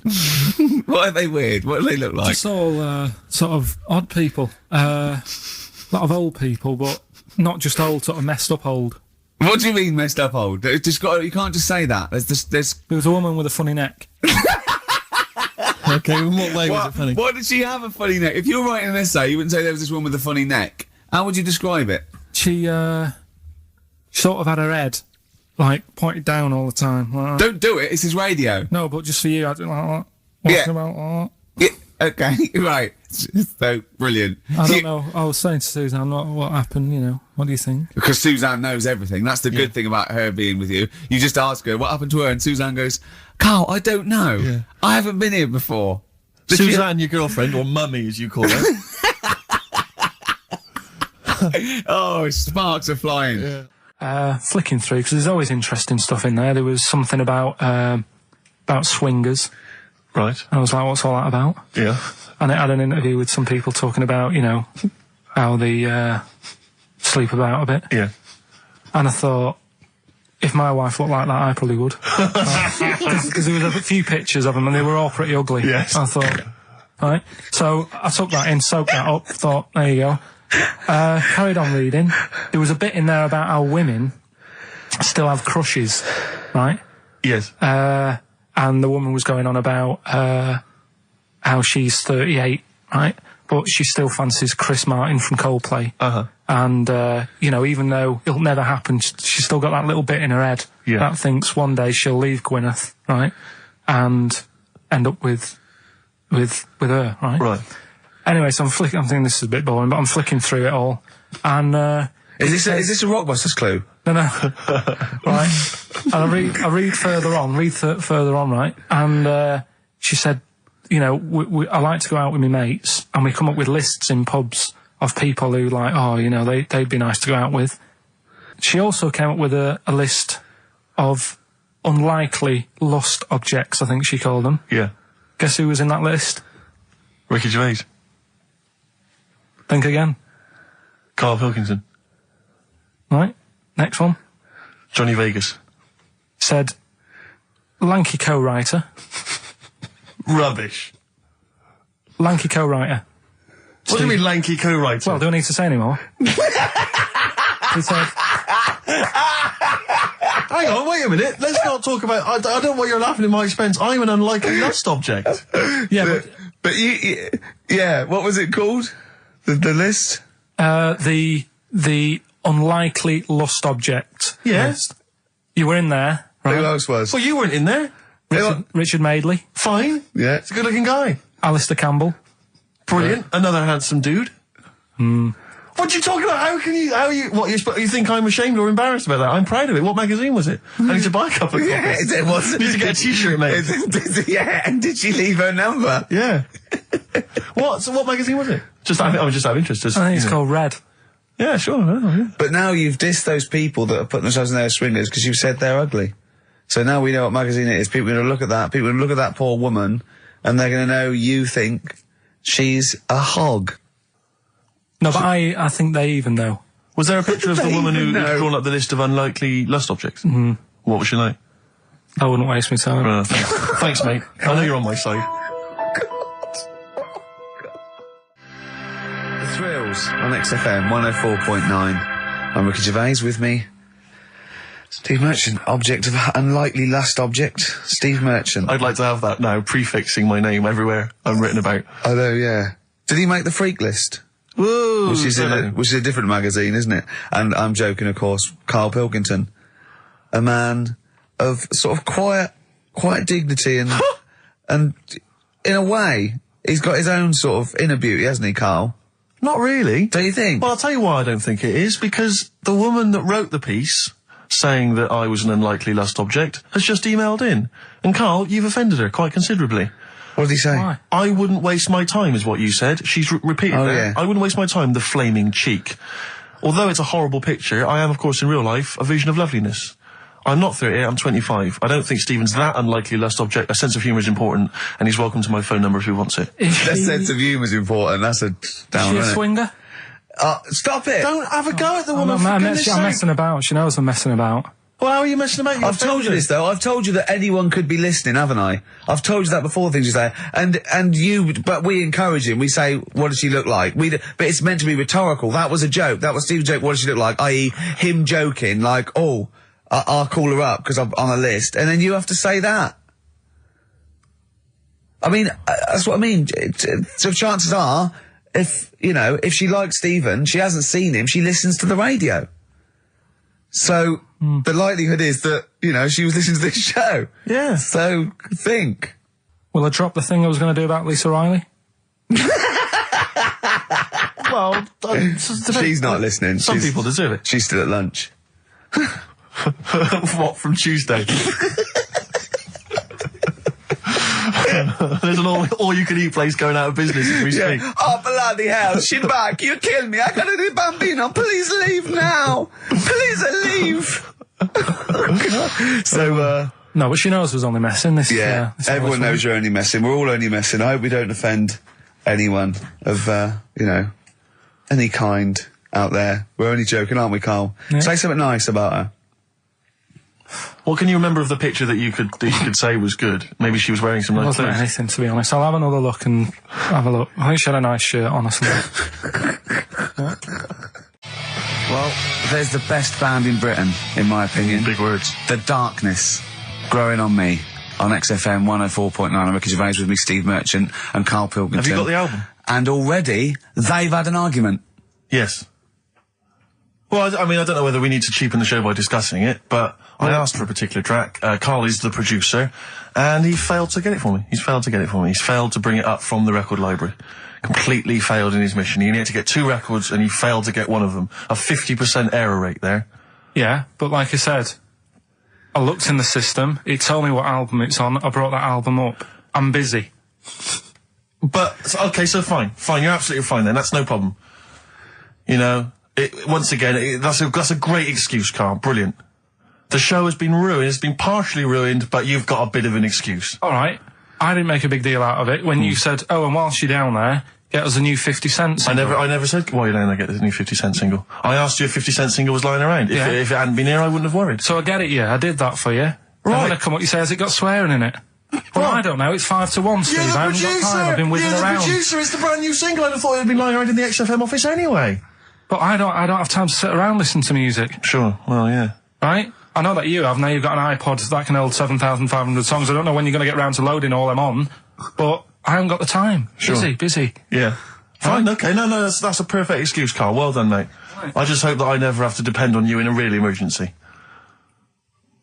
I had a bit of bad luck as well. I wanted to play REM, and maybe the listener can help me here. Can you email in ricky.gervais@xfm.co.uk if you know what song I'm thinking of? It's an REM song. I think it's on the album of the last one before. And he says, Mulholland Drive, and I'm Steve McQueen. That's all I know. I'm sorry, I can't think of the title, so I need the title to look it up, if you know what I mean. I can't put in like that. I can't put in Mulholland Drive. The system goes, what are you talking about? So I need the actual title of the song to look it up to find it down in the library. Oh, well, I'd go down yourself if you're going to go down to the library and get that. I wouldn't send Karl, because... ricky.gervais@xfm.co.uk. But if he wanted to, he did have time, because he came in at 12 rather than 5 to 1. Yeah. No, I told you about that record that I wanted it yesterday, didn't I? So you had 24 hours notice. So that's not really an excuse, is it? But I did find one of my favourite songs of all time, which is Bones off the Benz album, and it's Radiohead on XFM 104.9. And here it is, because you gave me lots of time to find it. So. Sure. Yeah. Could have brought it in himself. No swearing in it. Oh, proper rock band. Best band since Thin Lizzy. The Darkness. Well, big words. Growing on me. XFM 104.9. A bit rash, I think. R. Gervais, S. Merchant, K. Pilkington. With a little bit of that. I know for a fact, that Steve is getting a little bit sick of Karl's attitude. Oh, his attitude's appalling. I quite like it though, because it's straight away friction, and he's sort of like, you know. To be fair, I genuinely don't think I'm the culprit in this. I think I come in and I just ask him a simple request. Yeah. And immediately on my back. Whinging, moaning, whining. I don't know if there's any evidence. Well, it's funny you say that actually, because in a survey, it came up this week. It's quite extensive. Mancunians take more sick days than anyone else. Mancunians take more sick days than workers in any other city in Britain and Ireland, according to Manchester-based employment firm. Survey by Peninsula found employees in Manchester take 11 sick days per year, whereas closest rivals Edinburgh and Dublin take an average of 9. Liverpool, Newcastle, Birmingham, and Cardiff only 8. Is Reading mentioned there, or no? Bristol? It's not even in there. They don't take days off. London is only 7. So the point is, I mean, I don't know you can take anything from it, but if you're an employer and you had a Mancunian and a Liverpudlian and they were equal on everything else, but you really couldn't afford them to be away, Liverpudlian's going to probably be away for 8 days. Sure. The Manc's going to be away for 11, phoning in sick. And so what can you? I mean, just analysing the data there. What would you extrapolate from that? I really don't know. I mean, call in if you've got any clues, or email us in if you've got any. I don't know why I think maybe. I don't know. Mancunians. I don't really know many people from Manchester. Well, I only know one, but I know he was off sick because he put on wet trousers and he got a cold, I think. Yeah. Well, he just said he was. Didn't come in for. Yeah. He left early as well once. Yeah. But I don't know. I mean, that's the survey. I don't know. I mean, it's evidence because it's statistics. So there you go. It's guaranteed evidence that that's proof. Any thoughts on that? Ricky.Gervais at xfm.co.uk. I mean, oddly enough, you're from Manchester, Karl. Yeah, I am, yeah. What are your thoughts on that? On what, sorry? On the survey. Wasn't really listening. Sure. Well, Mancunians take off more sick days. They call in sick. I mean, presumably spuriously. Yeah. I mean, because they've got the same body. They're biologically the same, so... they're obviously making up their life. Yeah, some of the days. Maybe there's just the 3 extra they're making up. Yeah, they're moaning. Probably because we work a lot harder than the others, so we're tired, so you're sick, so you need time off. Probably. Seems unlikely. I mean, the Scousers, to be honest, take them on, let them work in your office. But you know how many computers are going to go missing? Right, that So offensive. Is offensive. Right. This is a survey that proved you just made that up. You just carried on the myth that Liverpudlians thieve. Now that's not true. That is not true. Well, it's not. Well, some of them do. There's been no survey that you're more likely to thieve if you're from Liverpool than if you're a Manchester. So that hasn't been proven yet. So all I've got is the evidence from a survey of, I think, 3,500 people. It's proof that Mancunians take off more sick days. XFM 104.9. This is April Come She Will by Simon and Garfunkel. Simon and Garfunkel, April Come She Will. A lovely love song there. The X list was all about sort of like sexy songs because of death of Barry White, of course. And Karl and Steve having a little argument. Steve said, well, there are such a thing as sexy songs, of course. Karl said, I can't understand it. How can something be sexy? How can you woo a woman with a song? Steve went, well, you don't woo them with it, you just put it on the background. Karl said, stick the telly on. Stick the telly on. I love that. Jane's Addiction, Just Because on XFM 104.9, broadcasting from London, where people prefer to only be off sick when they actually are ill. Sure. Yeah, I don't think I've ever taken a day off sick. Except when I had that terrible tonsillitis. Is that when you went home, stayed with your mum and dad? Yeah. Why is that a problem? Where's back to health? No, I'm not saying it's a Where's problem. back to health? Yeah, I've got a loving family. So sue me. What do you make of... I love it! The antagonism and piss-taking is just like, oh God, 3 blokes in a pub. There's people listening. I can't go. Are there? Karl, what do you make of London? Because you often say you'd much rather be up north. Well, he wouldn't, or he'd go. Well, this is what he constantly says. You've chosen to live here, you've lived here for years, you've got a flat here. No. I chose to come here because I was offered a job that was good money. Yeah. I wouldn't have come here if there was no job. So you prefer to be somewhere where there's a good job, so you've chosen to live here. I don't like being here, though. Well, no, but you can leave. To what? Well, exactly! So you've chosen to stay somewhere that's better for you. It's not better for me. Well, it's making me ill. I'm not sleeping. Well, so you say you're ill, I think you call in ill, but I don't think you are. But I mean... Are there any stats to prove that? Well, yeah, because, you know, of the 11 days that he calls in sick, I reckon probably 7 of them are genuine. I'd love it if I dropped down dead tonight. Honestly, I'd love it. If you drop down dead tonight, you know it. Why aren't you sleeping? What, you're feeling ill now, are you? That's funny, you weren't feeling ill earlier, but you read that, and you're suddenly ill. I'm run down. Oh, you should take a holiday. Oh, yeah, you just had about 8 in the last 6 months. Oh, God!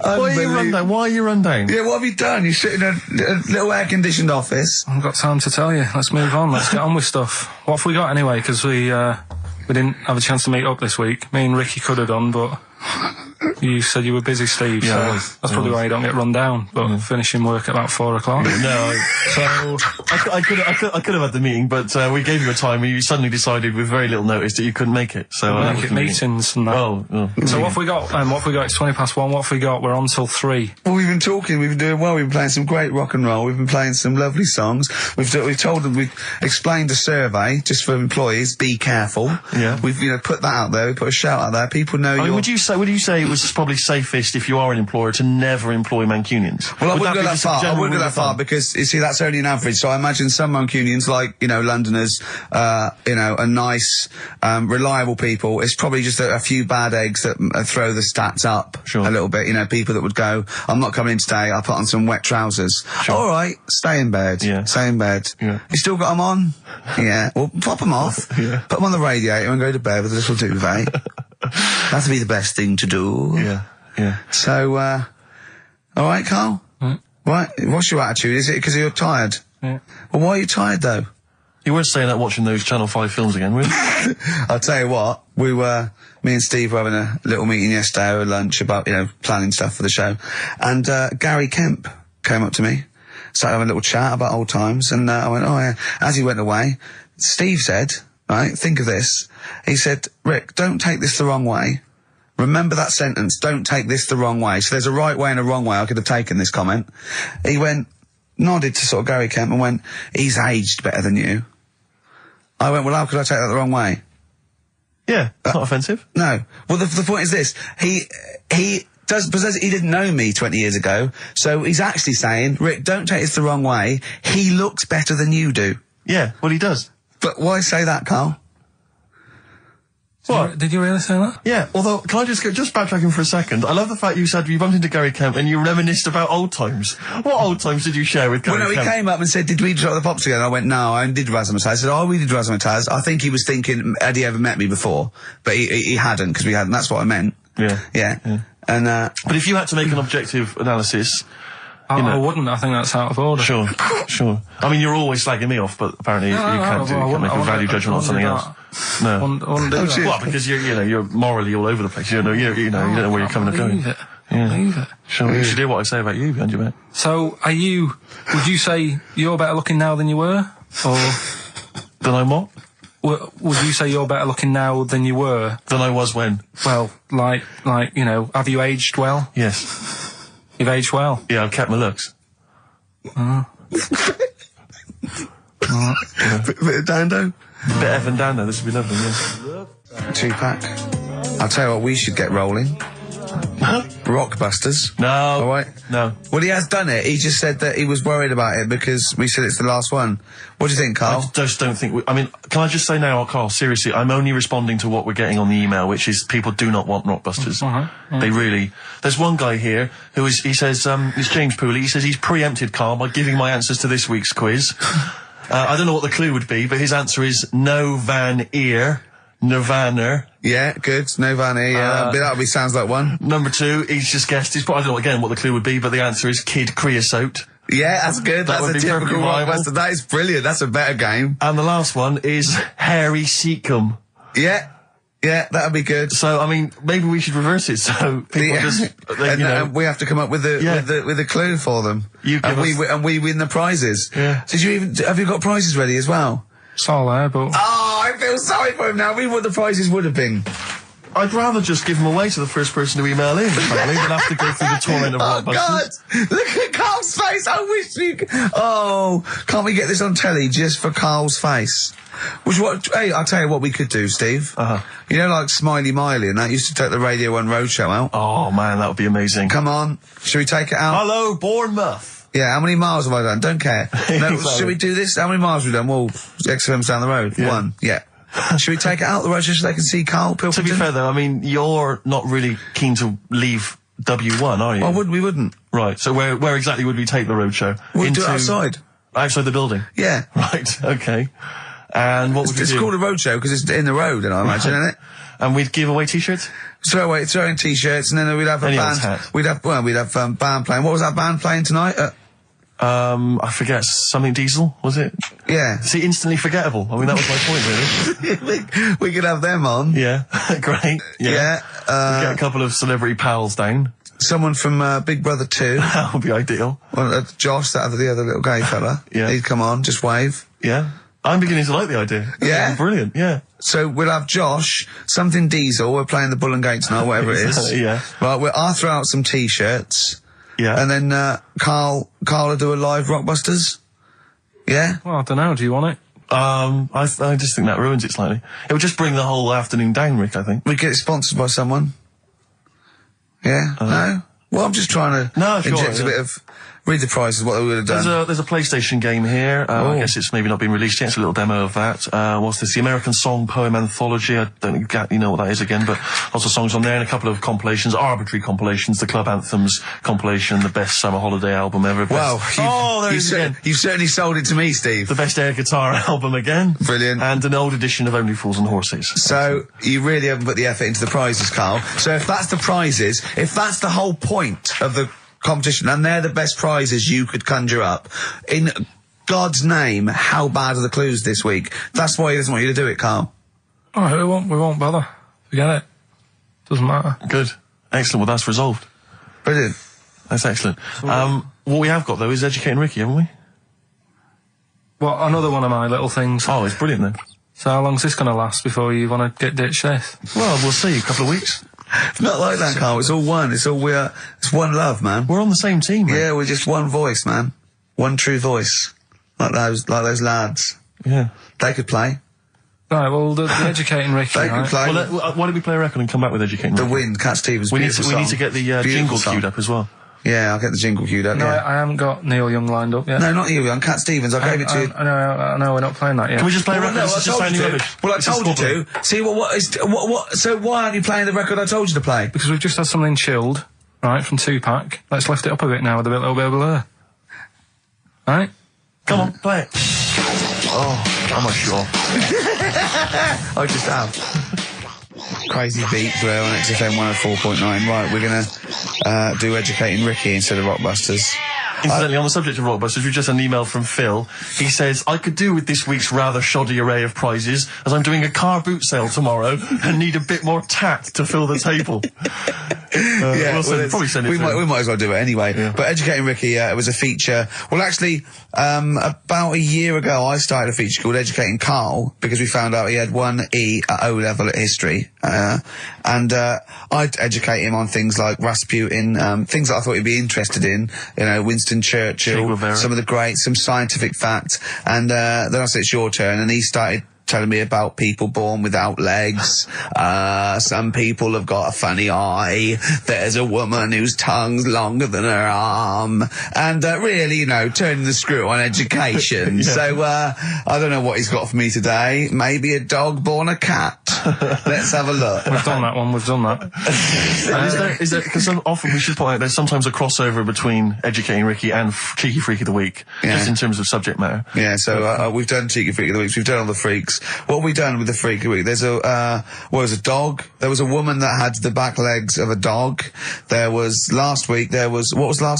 It was the girl who was born with 4 eyes, 2 mouths and 3 legs. Sure. You weren't that impressed, so I thought if we've got to that and it's not impressing you.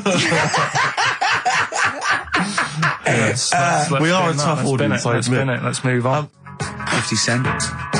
Indie Club on XFM 104.9.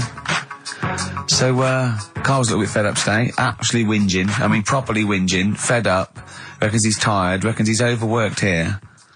But, do you know what I mean, Karl? Everyone gets tired. Everyone gets tired. Everyone does the same sort of hours to you. What do you do? Sort of 9 till 6, 7? About 9 till 7, 8. Well, no, because a couple of times this week I've sort of met you for a drink about 6.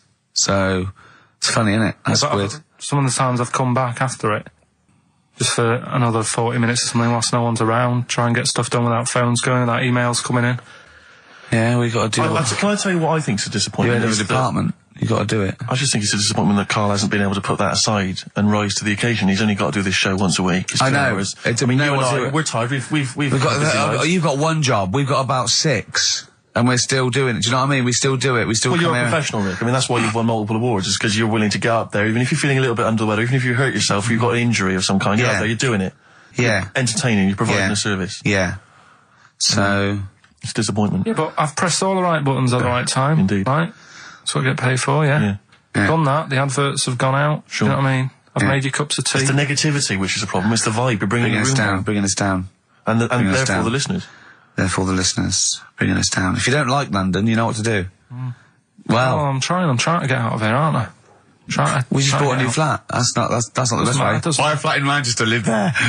Doesn't matter. I can always rent it out and make a little bit of money. Why don't you sell the flat in London and buy a street in Manchester? Pilkington Avenue. You could literally have the king of that street. People could come to you like Solomon with their problems. Yeah. Well, he's come up from London. He's got London ways. Okay, let's have a great show, everyone. Oh, yeah, good luck. Good luck. Good luck right, that was Jane's Addiction, Just Because, on XFM 104.9. Right, everybody up, let's give them a great show, yeah? 2 hours of, fun, chat. Let's keep it, let's keep it cutting edge. Let's not be too... I mean, that's what the listeners of XFM would... Oh, no, it isn't, is it? No, because... Hold on, wait a minute, because we came in yesterday and did this little skit, didn't we, where we bleeped it out. A little sketch. It was quite noisy, quite controversial. Karl called me last night, and... We're not allowed to play it out. We've been censored? Yeah. Interesting. Yeah. So it's a cutting-edge alternative station.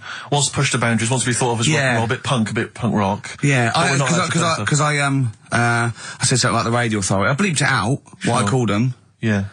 But, couldn't do it. Done it before. Censored. Couldn't do it. Censored. Carl agrees, though. What's your thoughts, Karl? You agree with that? Yeah, I agree, yeah. Why? Well, what's the point? Well, it was funny, wasn't it? And it wasn't offensive. Not really. It's not some of the best stuff that would have ever gone out on this show, but, you know. Right, what are you putting up against exactly? Cheeky Freak of the Week? Well, that springs to mind. Yeah. Rockbusters? But I mean, the thing is, you know, the things that you have put out there, I mean, we better be really careful. Who's worried about complaints? I mean, it's not just swearing, is it? It's taste and decency and everything. Yeah.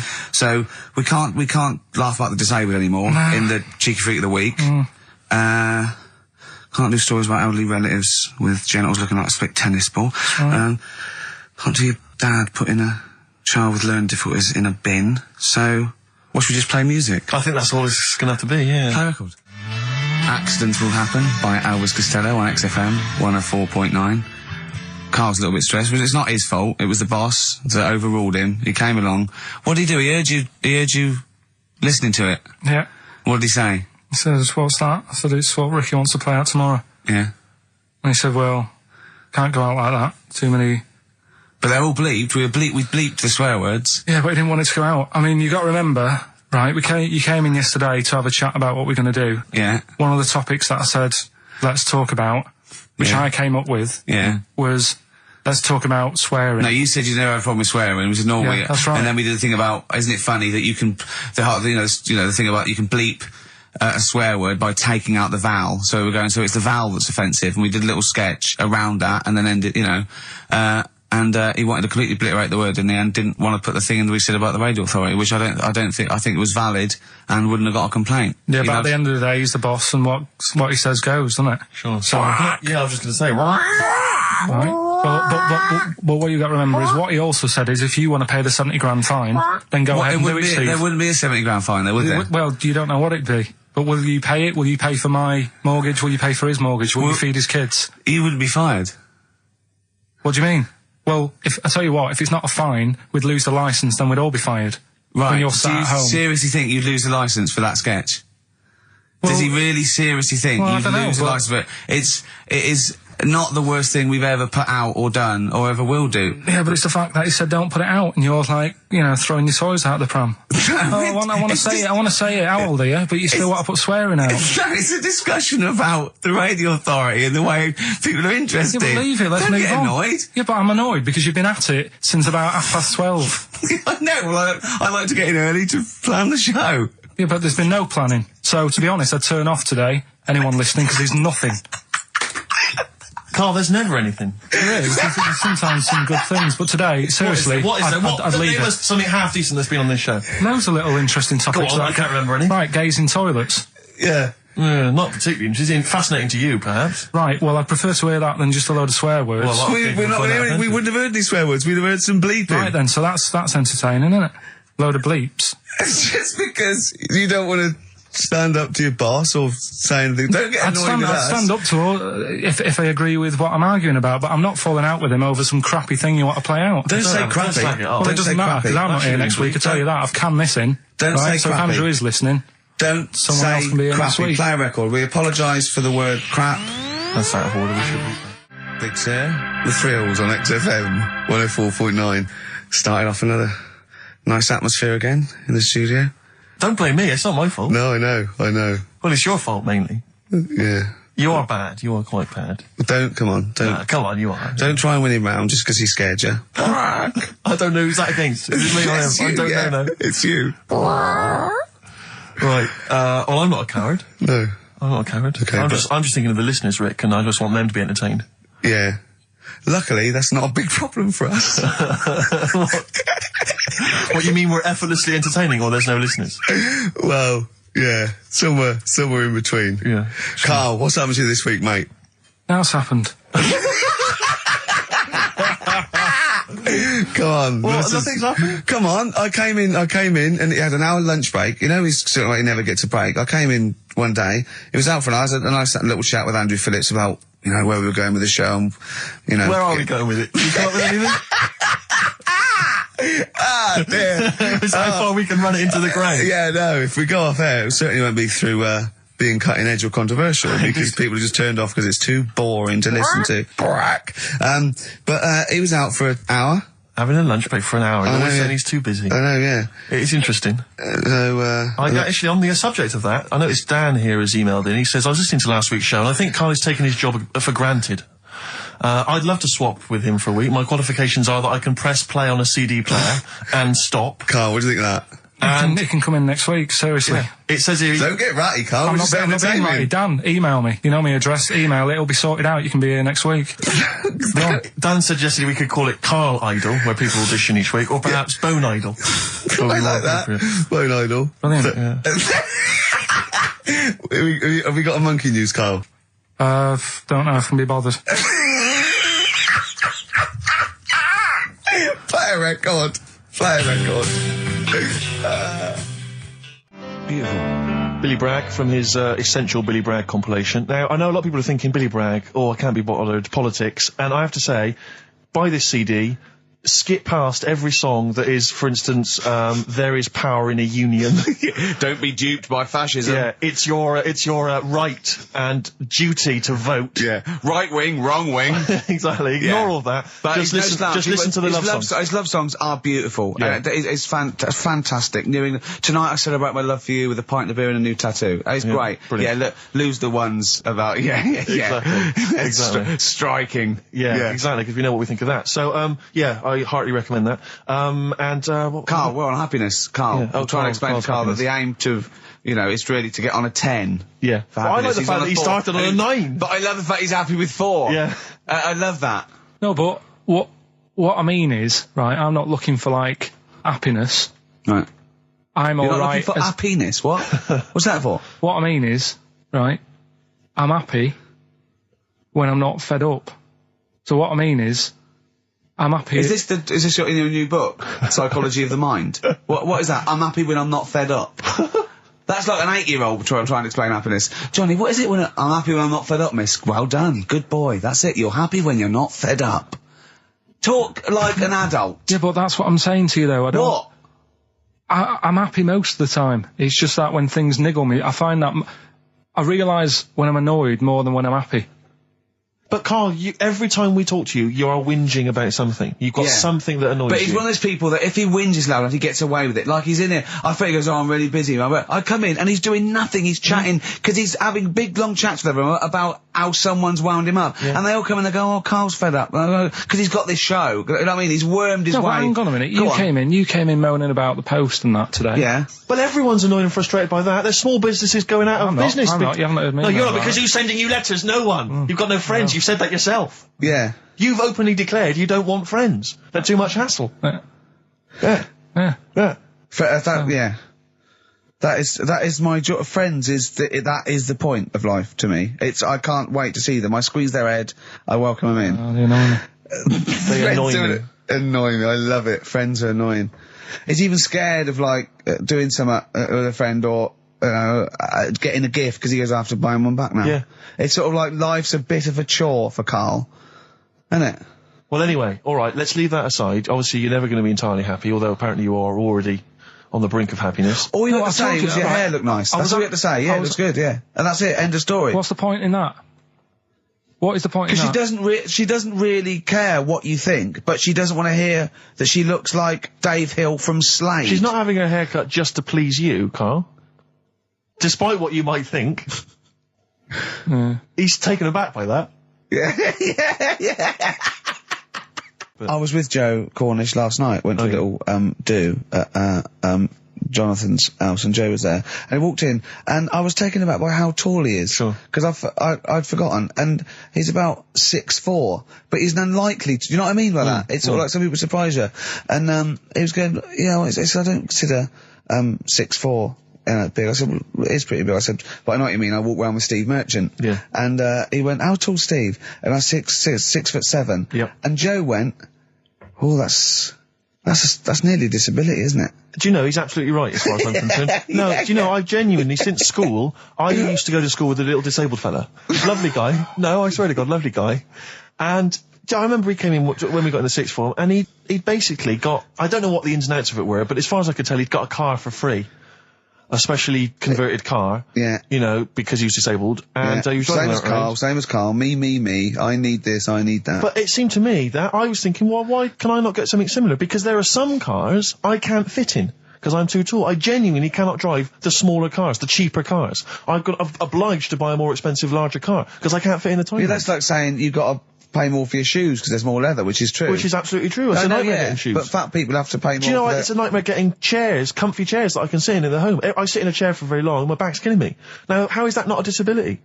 But no, you don't see people like me whinging. But I think tall people, I read an article that taller people on average, get higher wages through an advantage, or just because they're taken more seriously than little dumpy fellas. Sure. Do you know what I mean? But I don't think I genuinely don't think there are many benefits of being really tall. People seem to assume there are, but beyond the fact that I can reach things down from a high shelf, I know. I don't think there's any real perks. I've seen you hit your head a few times. That's a disability. I know, I have seen you hit your head a few times, and I think, oh God, that must have hurt. Obviously I'll make sure okay and then laugh. Of course. But I know it must be annoying. Thanks, mate. No, but I mean, there's one pub in Soho that he has to go down backwards. Yeah. He has to lean back, it looks like a limbo dancer. Yeah, they've almost got to lower me in on ropes. I always find it amusing. But like, for instance, on a plane, on an airplane, I can't get some of the seats. I can't fit in some of the seats. Not in any way. Not the way that I could. Because What are you talking? How is that not a there's disability? some seats that people can't afford because they're poor. It's not a disability. That's irrelevant. Don't go on a plane then, because you're poor. But if you can't afford to go on a plane, you can't afford to go on a plane. You should have studied hard at school. But what annoys me about that is there's a physical disability I was born with. There's a weight allowance, so I might not be allowed loads of bags on, but there might be a big fat pig in the queue who's allowed the same chocolate allowance as me. That's because they've been eating like a bloater. I couldn't stop myself from growing this tall. It wasn't a conscious decision. I didn't think, I'll tell you what, I won't smoke when I'm a teenager. Maybe I'll shoot up. I'll eat healthy. I'll probably add an extra 2 feet. It just kept going. You do eat too healthy. You eat way too many greens. But that's not why I grew to this height. It's a genetic thing, isn't it? Yeah, but if you lived near some sort of pylon or something and just, as I say, smoked from an early age, you wouldn't have been that tall. Don't think when I was a gangly teenager having the piss taken out of me, I wasn't thinking I wish I'd been born near a pylon. Could you, or Chernobyl. Could your mum or dad, could they have banded you like they did with little, didn't they do that with someone's feet? Well, yeah, concubine, yes. I didn't come out this tall, did I? No, but slip it in the blood. And how would they bandage it? They'd have to bandage him round the feet and round the top of the head. Yeah, I'd be walking around like a mummy. Yeah, or a bonsai boy. But people didn't really realise I was going to be this tall until I was 14 or 15. You know, you don't realise when you're an 8-year-old. How tall were you when you were about like a gangly, a typical gangly teenager, 15? How tall were you at 15? I don't know, 6'5" maybe? And I bet you were like a beanpole, weren't you? Well, of course. Yeah. And what sort of glasses did you have? Cool. Now, what did you have? I don't know, a monocle. No, I can't remember. Did you wear a bow tie once? I wore a bow tie? I thought I was trying to preempt the styles that might be coming around. I think I've been watching a lot of George Formby films. And I thought it can only be a matter of time before the bow tie comes in. I thought it might be quite kind of urbane and debonair. Yeah. So what that was Robin Day at the height of his fame? I think he might around this time. Yeah. Yeah, I wanted to go for that dandy look. I thought that's what the girls would go for. I know, the dandy. Oh dear. So I still want to see you with a pipe and trilby. Yeah. I just think you'd look great walking on the street. Yeah. But I genuinely, I really, it does frustrate me that I don't get any allowances. It doesn't count as a disability. Well, it does count. No, it doesn't. It's not a disability being 6'7". But how can you explain, for instance, travelling on a bus or a coach? There's some seats I can't sit in. The only disadvantage is, people look. I've seen people stare at you, but they stare at me because I've been on the telly. Was that a disability? People being recognised? Yes, but you could avoid that by not being on the telly. It's your choice. This is my point. It's your choice. Yeah, it's the same as the big fat people. It's their choice. It's a different sort of stare, isn't it? I've been there. Yeah. When the sort of stare that you get and the sort of stare. Well, obviously, sorry, Steve, but I'm gonna, follow up this inquiry. What do you mean, Carl? No, I'm just saying it's more of a stare of fear than, like with you, they go, oh, it's him. Yeah, go on. Whereas with you, it's more like, jeez. Do you know what frustrates me? I thought he did deserve having a Monday off. I've changed my tune. Yeah. Sometimes you don't realise this, listeners, but sometimes I'm an intermediary. I do step in when he's winding him up, because Carl gets to the point where he's going to explode. Yeah, and it's Steve's crazy. Okay, Jerv, and I step in, and this is the kind of response I get from Carl. This is the kind of back chat I get Well, I tell you, he's a little user. I'll tell you what, because he's too scared of winding you up, because he knows that you'll just walk out of here and he won't get his Monday off. Absolutely. Play a record, you little oik. Weasel. You're a weasel. Lou Reed, with a little help from David Bowie there in the background. Satellite of Love on XFM 104.9. I'm Ricky Gervais, with me Stephen Merchant and Karl Pilkington. Now, Steve, you know how Karl won't do anything outside his jurisdiction. He moans about stuff. Whinges He's got constantly. one job. We're doing about 5 things in the Always week. plate spinning. We just turn up and he's always available. He moans about it. He goes, "Oh, lucky you caught me," right? He's chatting. He just He's one of those people that whinges enough and people think he's overworked. So he got Mondays off, right? He's just a whinger. Yeah. I haven't He got won't- Mondays off though, have I? Yeah, well, anyway, 2 hours on a Saturday. This is what the phone message he left me Wednesday on my mobile. But I just is chatting about certain things that are going on at the moment. What he does need to know. Duncan, who he mentions, is my agent. And, you'll understand a few other things. But this is the sort of message I get from Karl, right? Whinger. Old messages. Alright, 12:10, Wednesday. Just getting loads of people calling me all the time about shit. Yesterday, DVD's signing for BBC London. I don't work there, but I've been dragged into that. I've got a woman on leaving a message from Talk TR going on about do you want to go and see Pop Idol again? Right? They're just saying you and some listeners can go. So I'm sure you'll love that. I've got Jim Benner wanting you to introduce the tin buckets at the Astoria. So can you just let Duncan know that I'm doing his job whilst he's sat on his arse with his thumb firmly up his arse? Can you let him know that I'm running around like a here sorting shit out for you? Alright, see you later. Message left So, at 12. do you know what I mean? I know, but that's the kind of phone message he's leaving. Do you remember who he was before you? But started he's working even with him? annoyed that he gets a phone call. I remember he got a phone call for you to do a voiceover and didn't pass it on. You missed a voiceover. That was thousands of pounds. No, I did 'Cause pass it on though. I told you. You I did. said a You woman. said someone had phoned. Yeah. That's not good enough. But who's that? Well, she didn't say, and I didn't ask. But Of it's course not my she job to do said. it. She didn't say. Rubbish. So you didn't take the number down? Just when she went, "Oh, can you tell Steve to call me?" And you went, "Yeah." Yeah, well, I just thought you'd know her already. I should have known. It was a woman, so I should have known. He's having a go, you see? Unbelievable. I don't know how it's come back on me. You're the one who was picking on it. Yeah, exactly. I'm saying. I'm defending. Why is he having a go at But you? he never Because picks on Ricky because he knows you are his bread and butter. Seriously, do you know what I mean? The only reason he's got Mondays off is because you're still doing this show. yeah. That's Yeah. why he's scared of you. That's why he's like, he has a go at you on the phone, but he always picks on me because he knows, I'm a pushover, I'm a nice guy. He's scared of you. I can't believe, I don't know how it works. Is that true? Steve, I'm always sorting you out. I look after you. I'm not Sorted you saying out you with don't, tickets. but I I'm not sorted saying you you out don't, but lager I've got out. you today. Why are you What, picking on me? what do you mean you're sorting about tickets and lager? What's this? Right, whenever you want tickets. Yeah. Yeah, sorry, I don't want to use this as like moaning time and that because I don't like to moan. I'm busy and that, right? But I've sorted you out tickets for gigs, Yeah. right? What somebody doesn't even turn up to. Yeah, we won't even go on about that, Yeah. right? Lager, He got sorting out the Cure. He complained it was boring. yeah. There was that big drum of lager that you had, and you said, "Oh, put that in your room for me, Yeah. because I don't want to carry it home." Right? Lazy. So I said, "All right, then I'll put it in my room." It goes missing, it gets nicked. Then you have a go at me because it got nicked. Yeah. I get you another one. You make me carry it around town for you for half an hour. Then you say, "Oh, I can't be bothered taking it home. Can you take it back to work for me?" Yeah. But interestingly, this is like a year ago, so it's obviously it's still pressing on you. Oh, is it? hang on. And I forgot the one when we had an argument over 50p. When I went out you for a didn't want to coffee. give me 50p back that you owed me. That was the same day you'd given him about 40 quid worth of lager. But see, this is my problem. This was my point at the time. It's not the 50p in terms of money is not what's important. The fact that you think you don't have to give me money back because it's only 50p, that was the point at stake. It's me who makes a decision. Oh, don't worry about the 50p, not you. It's only 50p. I'm not going to give it to you. Do you know what I mean? There's got to be rules, otherwise it's chaos, Carl. Come on, mate. All I right. don't want to fall out about No, it. that's not all right. Should we kiss and make up? Do you want that? Do you No, want to do it's that? all right. Yeah. Well, should we play a little record and come back to this? Because I can't believe it started with you slagging him off, Rick, and I've ended up I know. as the monster. I know. Bit of REM. Yeah. I was walking away from the show last week. I was walking towards Berwick Street. I like to look at the records and the record Sure. shops.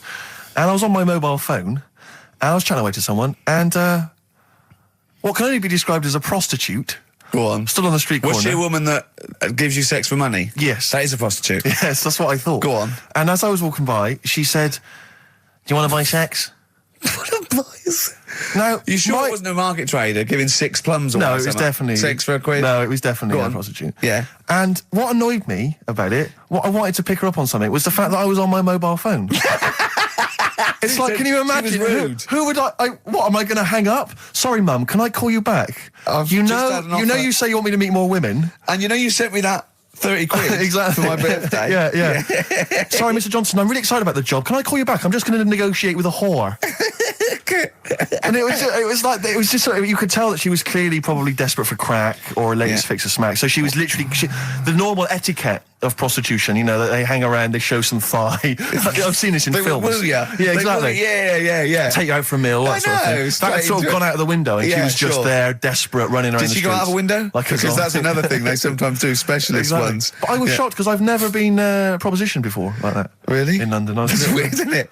Carl, thoughts?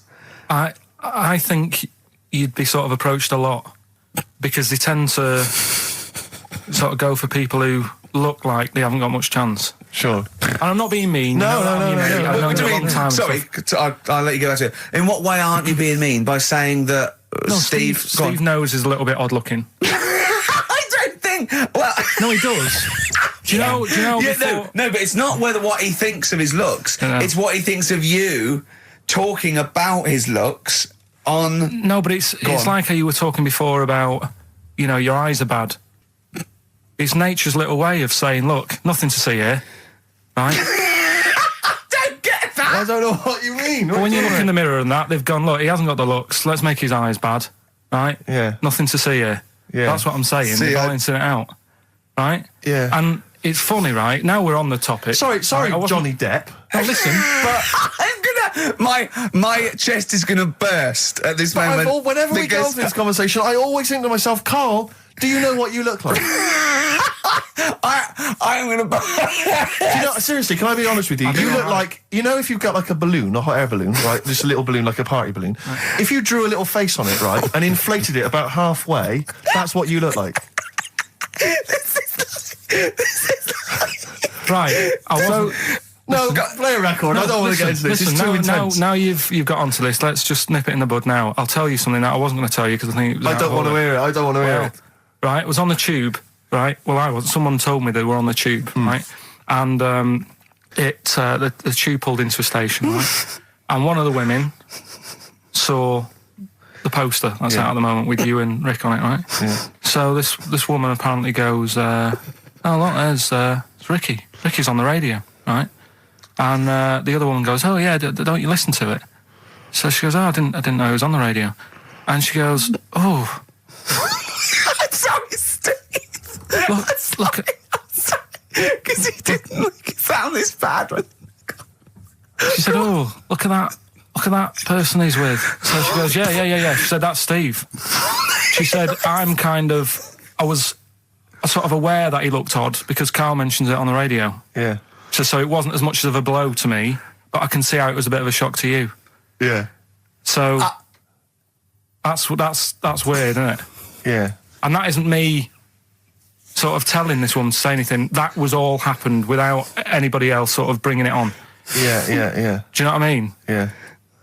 So... Was it... Sorry, you seem to be relishing this. Was it because of the little balloon story that made you... I honestly, Steve, I wouldn't have told you, but if you're going to start, having a pop... Yeah. Do you know what I mean? I can't just sit here and take it and that. No. I mean... All mates. Yeah. It's just... Yeah. Well, I mean, I was Shame mistaken that's for Johnny Vegas. Steve's got a story about that, if you want to have a go at me. Well, someone just thought you were fat with a beard, which is true. Well, don't have a go at me because he said you look... Well, you started it. No, I didn't. Yeah, you I did. didn't. You were milking it. You were egging him on. I was laughing. You were egging him on. I sort of was. Yeah. But let's not, Oh, it's a good job you got lots of good mates like Jonathan Ross you can go and hang out with. You don't need other friends, people who've helped you in your career. He's good-looking bloke, isn't he, Jonathan Ross? He's a good-looking fella. Play a record. Radiohead, Fake Plastic Trees on XFM 104.9. Mm-hmm. Someone just emailed in and said, just want to know what you think of that cover of Wonderwall. We told you. We said it was great. Yeah. Listen. But they must have been listening to hear... The song. Yeah. Extraordinary. Although maybe they just turn off... When we start talking. Yeah. That would make sense. That would make sense. I mean, it would make sense in a sort of preserving of sanity type way as well. Objectively, Rick, if you were listening at home, if you didn't know us and you were listening to the show, would you listen to it? Would you bother? I know that's a hard thing to get your head round. It's difficult to say, isn't it? I've no idea what people coming to this for the first time think. I love you like a brother, but I get sick of you. Yeah. I mean, I get sick of me. Yeah. Sometimes I go up and It's weird you should say that, because someone's emailed in. Yeah. A recent survey's been done by Cheltenham and Gloucester. The most desirable neighbour in Britain. Number 1, Shane Ritchie. Johnny Wilkinson. Oh, right. It doesn't actually give me the full rundown, but David Beckham was in the list. Yeah. Shane Ritchie was indeed in the list. Yeah, he's flying at the moment. As was Ricky Gervais. Really? Well, that's what it says. It doesn't tell me where you came, though. And there was actually a neighbour from hell, and you weren't in that list. Well, I'm a good neighbour. Oh, come on. I am. I'm quiet. I don't keep myself to myself. I never... Do you know what I'm thinking of? What? If it was best friend. Yeah. Now that would be a nightmare. Yeah, exactly, yeah. Most desirable friend. I'm a good neighbour. I'm quiet, you know, yeah. Yeah, I mean, I imagine being stuck in a room with me writing all the time, with me squeaking like a chimp. Unbelievable. Although I don't physically abuse you, I save that to my bald mates like Carl and Rob and that. I just like to squeeze their head. I don't squeeze your head. Yeah. You know what I mean? I think it's because you command a little bit more respect. Ah, thanks very much. Do you know what I mean? You're not that sort of... You're not an idiot. Oh, sure. All right, Carl, got anything to say? Has anyone seen his picture in Heat this week? It looks fantastic, doesn't it? Do you know what Steve said when he saw that, Carl? Go on. He said, it has captured Carl. What do you mean? Well, you just look utterly gormless. In the picture. It's captured you brilliant. You know how like a good photographer can do that? He can capture the essence of someone. That's good stuff. It's good stuff. Well, actually, I'm the photographer. Yes, Because you it was a are. screen grab from the behind-the-scenes footage. Well done. So I got that gimpness. I captured the essential gimposity. Exactly. Yeah. Carl. Yeah. All right? Captured it. Yeah, well, I did a little article for Time Out, and I think Boyd from Heat has sent over that screen grab to them, so he might be in Time Out. I'm going to try and get him in every publication. Yeah. For 1 year. It's like Well, you've managed it in the last 2 weeks. Exactly, yeah. It's like a Dave Gorman project. Are you Karl Pilkington? Yes. Let's do that, shall we? If anyone's got a publication, it doesn't matter how little, just take it from Heat. That's mine, so you're welcome to it. Just try and just put his picture in anything. Next to round things is best, isn't it? That'd be good. You all right, Carl, with that? Yeah. All right, then, good. What have you got for us, Carl? I'll tell you, you're going to go along later to the Live 8 gig, and you're probably going to see some bands that are going to make an effort to entertain you. But if you want entertainment, Rick, you know it. Go on. There's only one person to book. Go on. Me. If you have perhaps something to do, because I'm obviously a top DJ on the radio, but where I really come into my own is DJing in any kind of club environment. Well, you told me you were DJing, I didn't go to it, DJing at a party, and you said the place was rocking. The place was roaring. And they loved it.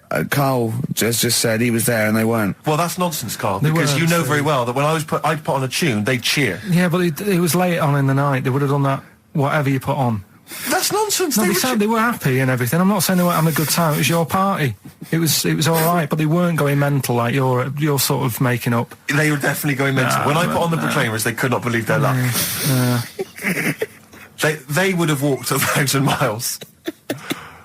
Was it good though? Were they really, what were they doing? They were dancing, were they? It's dancing and that, but they weren't sort of cheering, going, more and all that at the end. What's about? Oh, Take On wow. Me came on. The big cheer went up. Oh, I don't know to believe. I've been there, done it, Steve. I've been the DJ as well. Oh, it might be jealousy. It might I think be there's like professional jealousy there.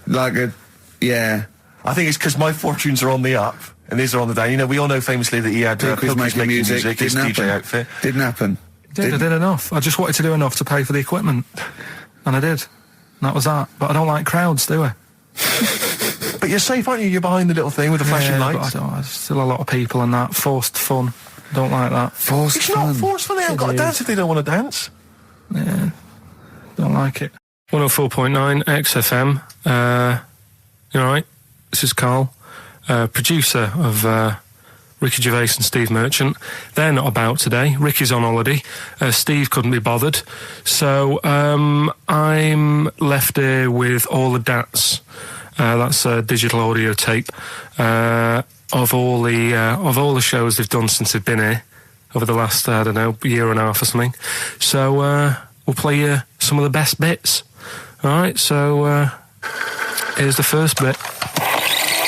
I said in the past to you, Rick, that my grandparents, so I love them dearly, but it's like for the last 30 years they've been waiting to die. I know, It's yeah. like they just sort of, it's like the novelty wore off of like life in the 50s. Yeah, they got kind of bored of it. Life, in the 40s, it was brilliant. All sat around the old Joanna as the bombs fell, singing. They loved that. The 50s, that was great as well because that was the post-war years. It was, it was a bit tight in the pocket, but it was all right. Everyone pulled together. And then the 60s came along, all the crazy music, the funny hair. Let's stay in bed. Exactly. They basically stayed in bed. And it was one Christmas when my grandmother said to my dad, "What do you like for Christmas? What do you fancy for Christmas?" And this must have been, I don't know, 20 years ago. She said, what do you fancy for Christmas, Ron? And he went, well, I could do with a nice big kind of warm winter overcoat. She said, don't worry about that. Don't worry about that because your father will be dead soon. It's right, you can have his. Meaning my granddad. Well, I'll be honest with you, my father's still waiting. Which is good news. Good news for my grandfather. Less good news for my dad. Freezing. He's freezing. He finds out, how is he today? He's fine. Oh, okay. Oh, I'm freezing. It's such a weird mindset, that. I think that, to me, is what sums up people from that older generation, the 40s and 50s. And it seems to me that you've got that kind of mindset. It's like you were born in the 30s. And whenever you talk of your childhood, it's like you had like a baked potato to take to school. And a hoop and a stick is a Christmas gift. The other thing is, I think that that sort of generation, it seems that